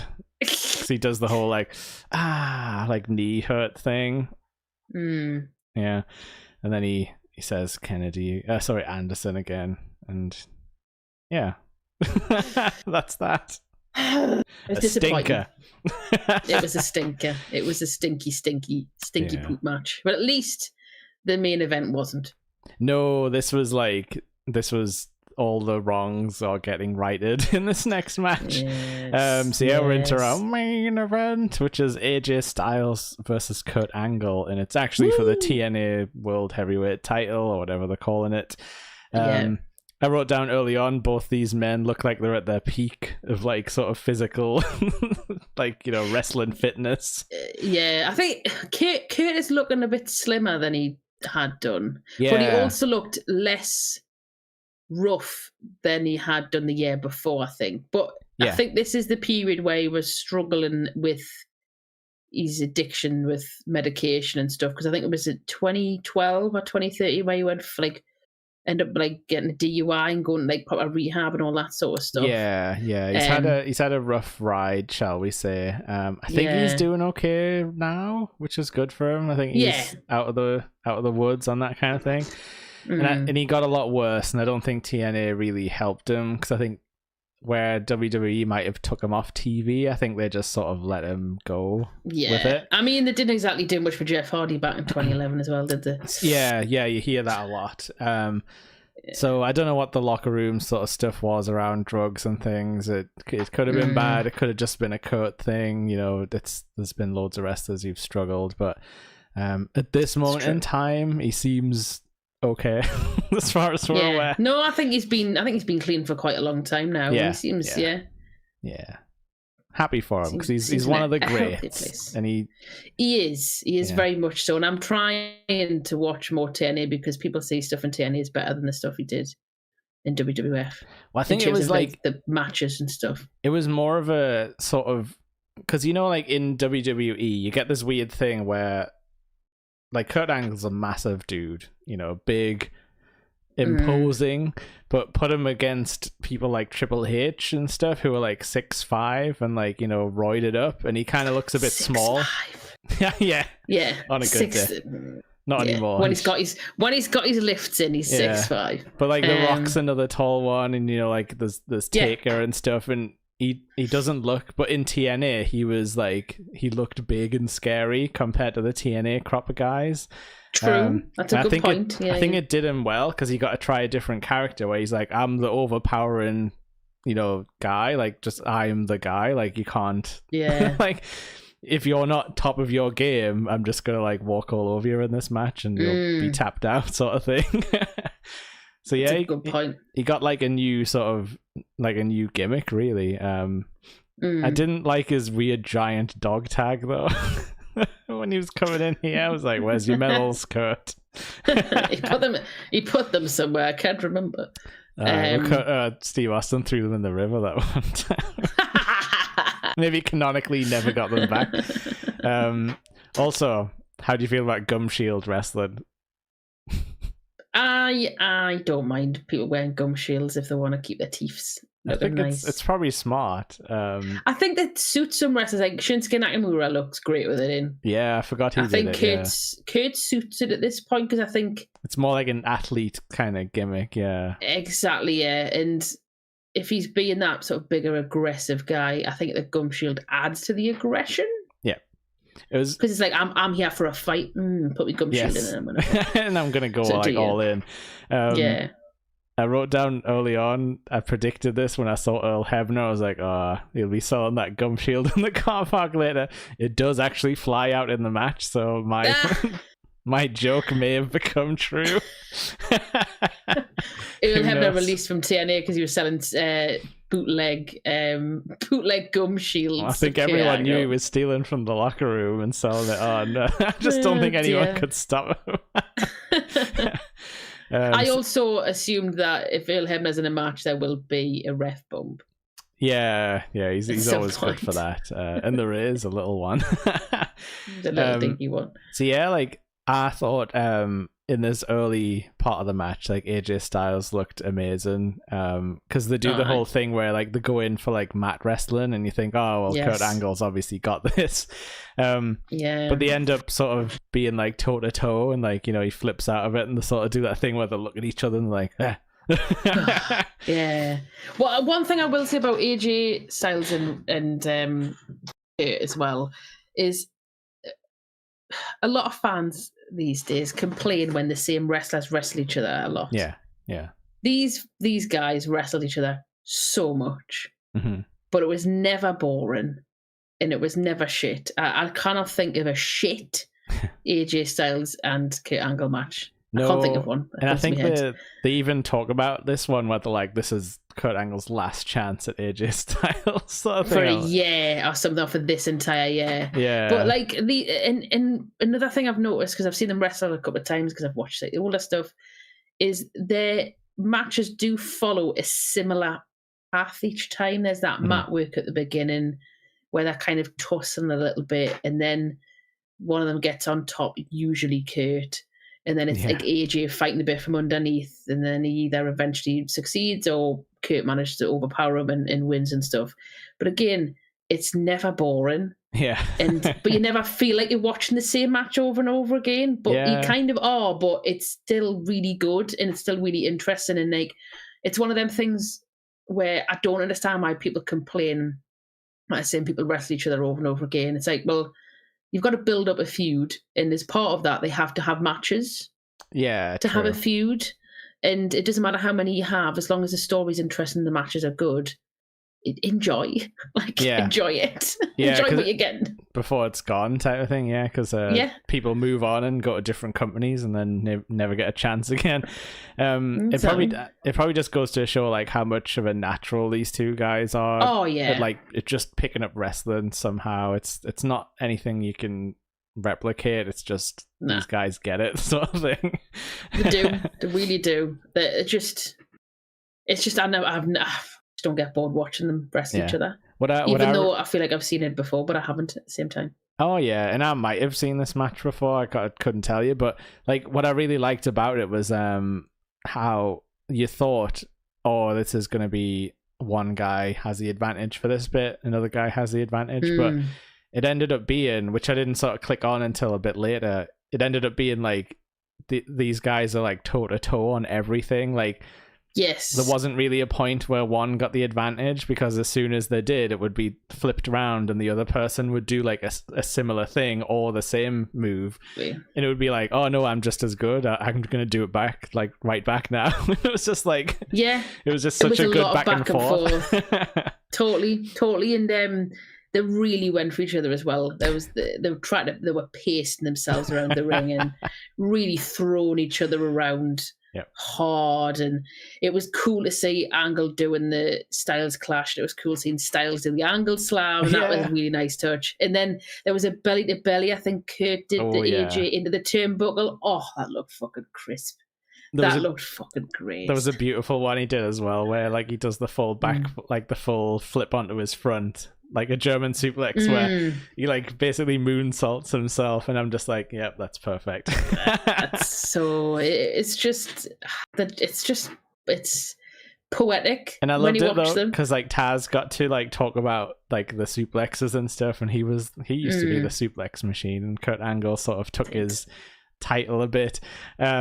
But he got to talk about like the techniques, and he was like, oh well, you see, he held on like right till the last second, so basically Styles landed right on his head, instead of like if you release them earlier, they sort of land flat on the back. And I'm like, oh yes, he's talking technique here.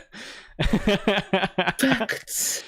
But no, there was just some great moves in this, and like Styles got his like sort of high fly, and like, you know, he does like a swanton bomb on the outside and stuff like that. But then like that would sometimes lead into Kurt being like, well, he's took a tumble now, so I can do like some submissions. But then, like I said, AJ was like, "Oh, but you've got a bad neck, so now I'm gonna start like working you and doing submissions and stuff." And it was like, damn right. And this was 28 minutes long, I think, this match, and it flew by. Yeah, it did not feel like 28 minutes. Did you notice as well, like there was a double crossbody spot, which is, I think, really hard. Yes. It's really hard to do well, but these guys made it look like excellent, where they actually clattered into each other, like but perfectly like in sync though, like where they both dove the opposite way. And I'm like, that must have been hard to try and like, you know, like organize before they did it. A different kind of belly to belly, if you will. Yeah, true. A belly to belly clash. That's what we can call it. And AJ's still got his springboard elbow thing, but doesn't have a name. Yes, they were just like, "Oh, he's so good. He makes it look easy," like type of thing. Which is fun though, because it's like Taz showing his like wrestling history, where he gets to go like, you know, a lot of people, he makes this look easy, but the stuff AJ is doing is like on another level, like, you know, type of thing. It's not easy. Yeah. And he could talk about being suplexed by Angle as well, like being like, "Oh, I've had a few of those in my time," like sort of thing. Just like it's all world building, isn't it? Yeah, and I don't think Taz has been it's been a bad commentator on any of these matches. No, and I think like the more he knows the wrestlers involved, the more sort of comfortable he is. It's good. Definitely. There was a beautiful reversal of the angle slam into the Pele kick as well, where it was like, didn't see that coming. Was fucking cool. Nah. There was some great near falls in this as well, where I was like, how did he kick out after that? Because when he hit the angle slam off the top rope, I was like, oh, well, that's got to be it. That's it, yeah. And then he's like, no, I can't. Like, literally like 2.9 or something like that. There's a little sort of... And there was plenty of angle locks as well, like where he even did the thing where he pulls him back from like all the ropes, and you're like, oh, he can't. Surely he has to tap. And he did tap, but... What happened to Earl Hebner? Ric Flair pulled the ref. Fucking Ric Flair wanders down with his wet head and his fucking matchstick hair, and he pulls Hebner out. So AJ, yes, you're right, AJ taps. So Kurt technically did win. Yeah. But there was no ref to call it. Even had the straps down and everything. It was full on. He meant fucking business at that point. He meant business. But I didn't. When Flair popped up halfway through, I was like, okay, he's got to pop up somewhere else. Yeah. And then when I realised he hadn't popped up, I thought, right, he's going to be in the main event at some point. But I thought he was going to show up afterwards, because I was thinking like, oh, it's the first show of the Hogan era, so maybe they're going to pull some, like, a surprise thing at the end. Yeah. Excuse me. But no, he actively interfered in the match, pulled him out, chucked the belt in. And we thought we were going to get an AJ like, no, I can't resort to this. But no, he went full in on the belt shot. He said, "Fuck y'all, the earth is flat. I'm going to kill Kurt Angle with the flat of this. Your heroes are dead."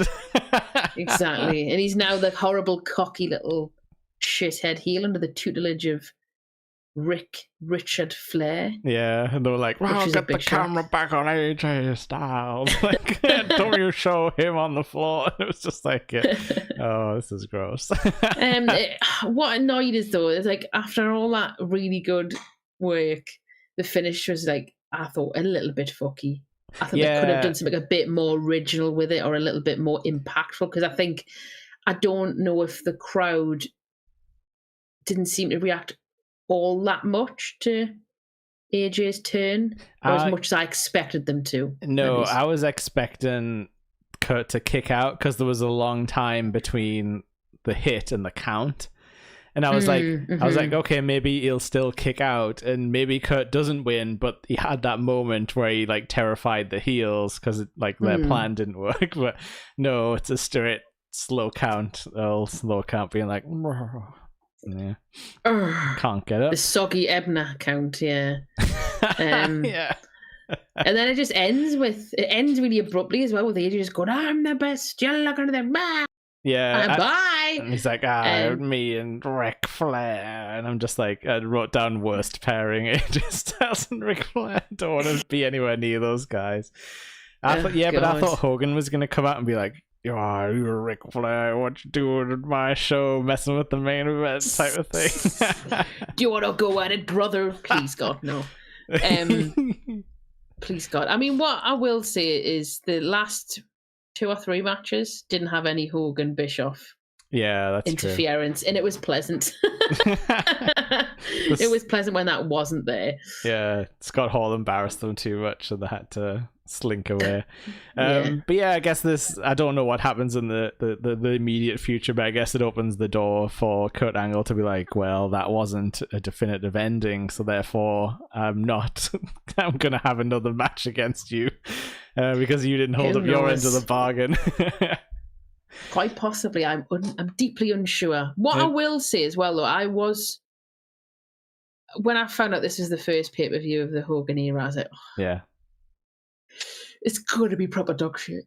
I thought Hogan was going to be involved in the main event. I can't lie. Exactly. I thought he was going to get involved somehow, and he was going to come up next to Kurt Angle and hold his hand up and go, yeah, brother. But I was relieved that he didn't. And I was relieved that there were matches on this card that I did enjoy. Yeah. This whole card, when I looked it up, the whole show did get very mixed reviews, and I can absolutely understand why, because there are a good couple of really stinking matches on here. Yeah. There's a couple of good matches on here, and then there's some kind of and then shitty bits in the middle. So it's, if I paid to watch this, I would have been not pleased to have paid as much as I would have done to watch it. Yeah, like, I think that unfortunately that's sort of the TNA way around this time period, is it's like it's half crummy stuff, but then there's some like really good wrestling like mixed into it. And sometimes the silly gimmicks are enough to carry it, where you're like, well, this was terrible, but it was really funny because it was like, WCW levels of stupid gimmicks. Absurd. Yeah, but then sometimes it's just like, no, this was just a two wrestlers doing a bad match and they didn't have any interesting gimmicks either. Sometimes you just get that. Yeah. So this wasn't as bad as I thought it was going to be, but it's still. Would I watch it again? Probably not. I'd watch the Styles Angle match again. Yeah. And the Desmond Wolfe match again. Quite happily, but the rest. The ODB match is okay, and the Amazing Red and Brian Kent was okay, but they're not matches I'd go, I really need to sit down and watch this again. Yeah, I think for some of these, I'm like, actually, the other matches in the feud might be good to check out. Like, it made me excited to see like what some people might do next. So yeah, I mean, I have no interest in seeing Abyss and Mr. Anderson wrestle again. I can't imagine they ever did. To be honest, I think Abyss goes on to work with Hogan in a kind of weird mentor thing. But then, like I say, like Mick Foley comes through and feuds with Ric Flair, and apparently those promos are absolutely insane. So you should. It's because they didn't really like each other, because I think they both slated each other in their own books, and then they had some promos and proper railed at each other. And then at the end of their feud, they had a really gnarly match apparently on Impact, and then they were friends after that. I think you should probably seek out some of those promos though, because I think it's tailor-made to make you pop. And yeah, like I say though, TNA has never died. It's still going. They've got themselves a nice sort of package with WWE where there's sort of talent trade and stuff like that, and everyone seems happy with the arrangement as we are. Well, they'll eventually be bought out. Let's be honest.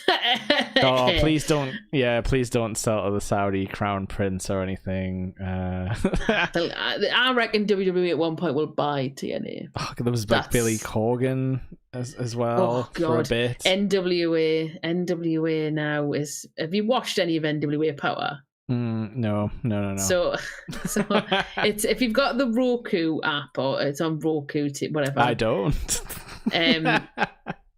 I don't, but I somehow managed to get access to some episodes, and my God, it's a very think of TNA, but like they've took a big, huge bag of crack and it's just nonsensical nonsense. But they've got in the roster, they've got EC3's in there. Yeah, they've got Damien Sandow's in there. Oh, he's really good. There's, Do you not think? I quite like his style. Not what he's doing at the minute. I don't Okay. think is great. And there's a couple of other people in there.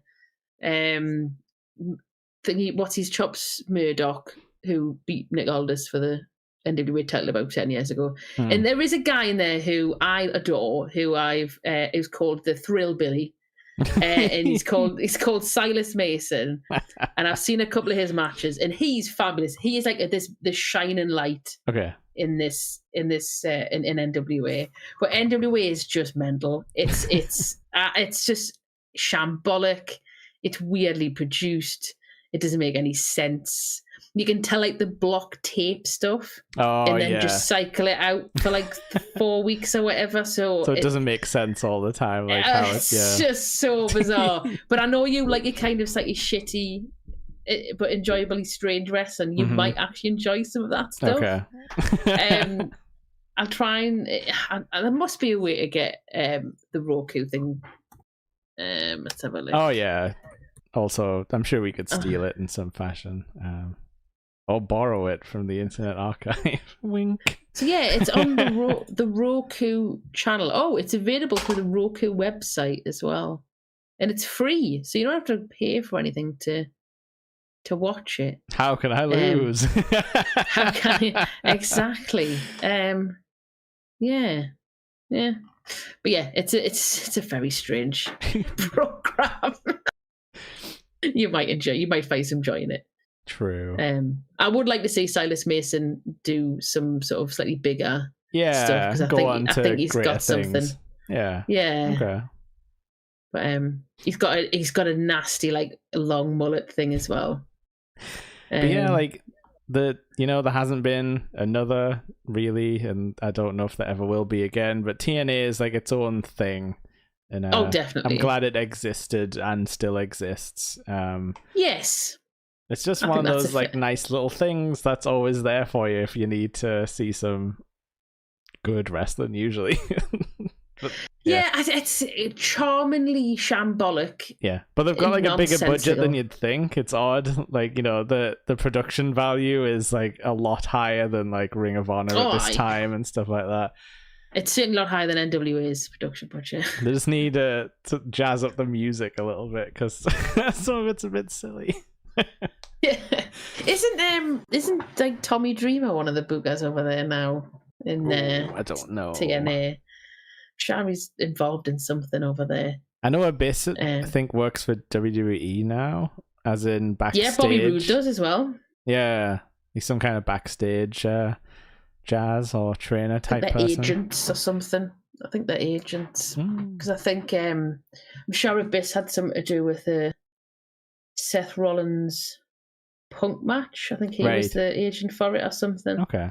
But yeah, like unlike sort of ECW or WCW, TNA doesn't have like a massive stupid controversy or like, ridiculous moment that everyone points to and goes like, like the Shockmaster, like it doesn't have like the finger poke of doom. Yeah, it doesn't have a big embarrassing thing, so not yet. No, because it's because the whole thing is embarrassing, Jake. That's why.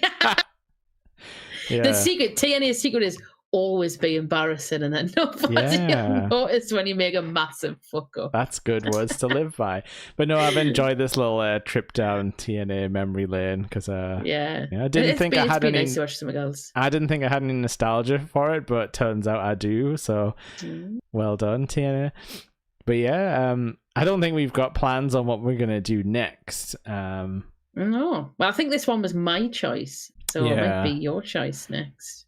I don't know if I can make a choice right now, but I think I think I want to investigate Lucha Underground in some fashion. Ooh. So, because I've always liked luchadors in general, but I've never watched a full Mexican show.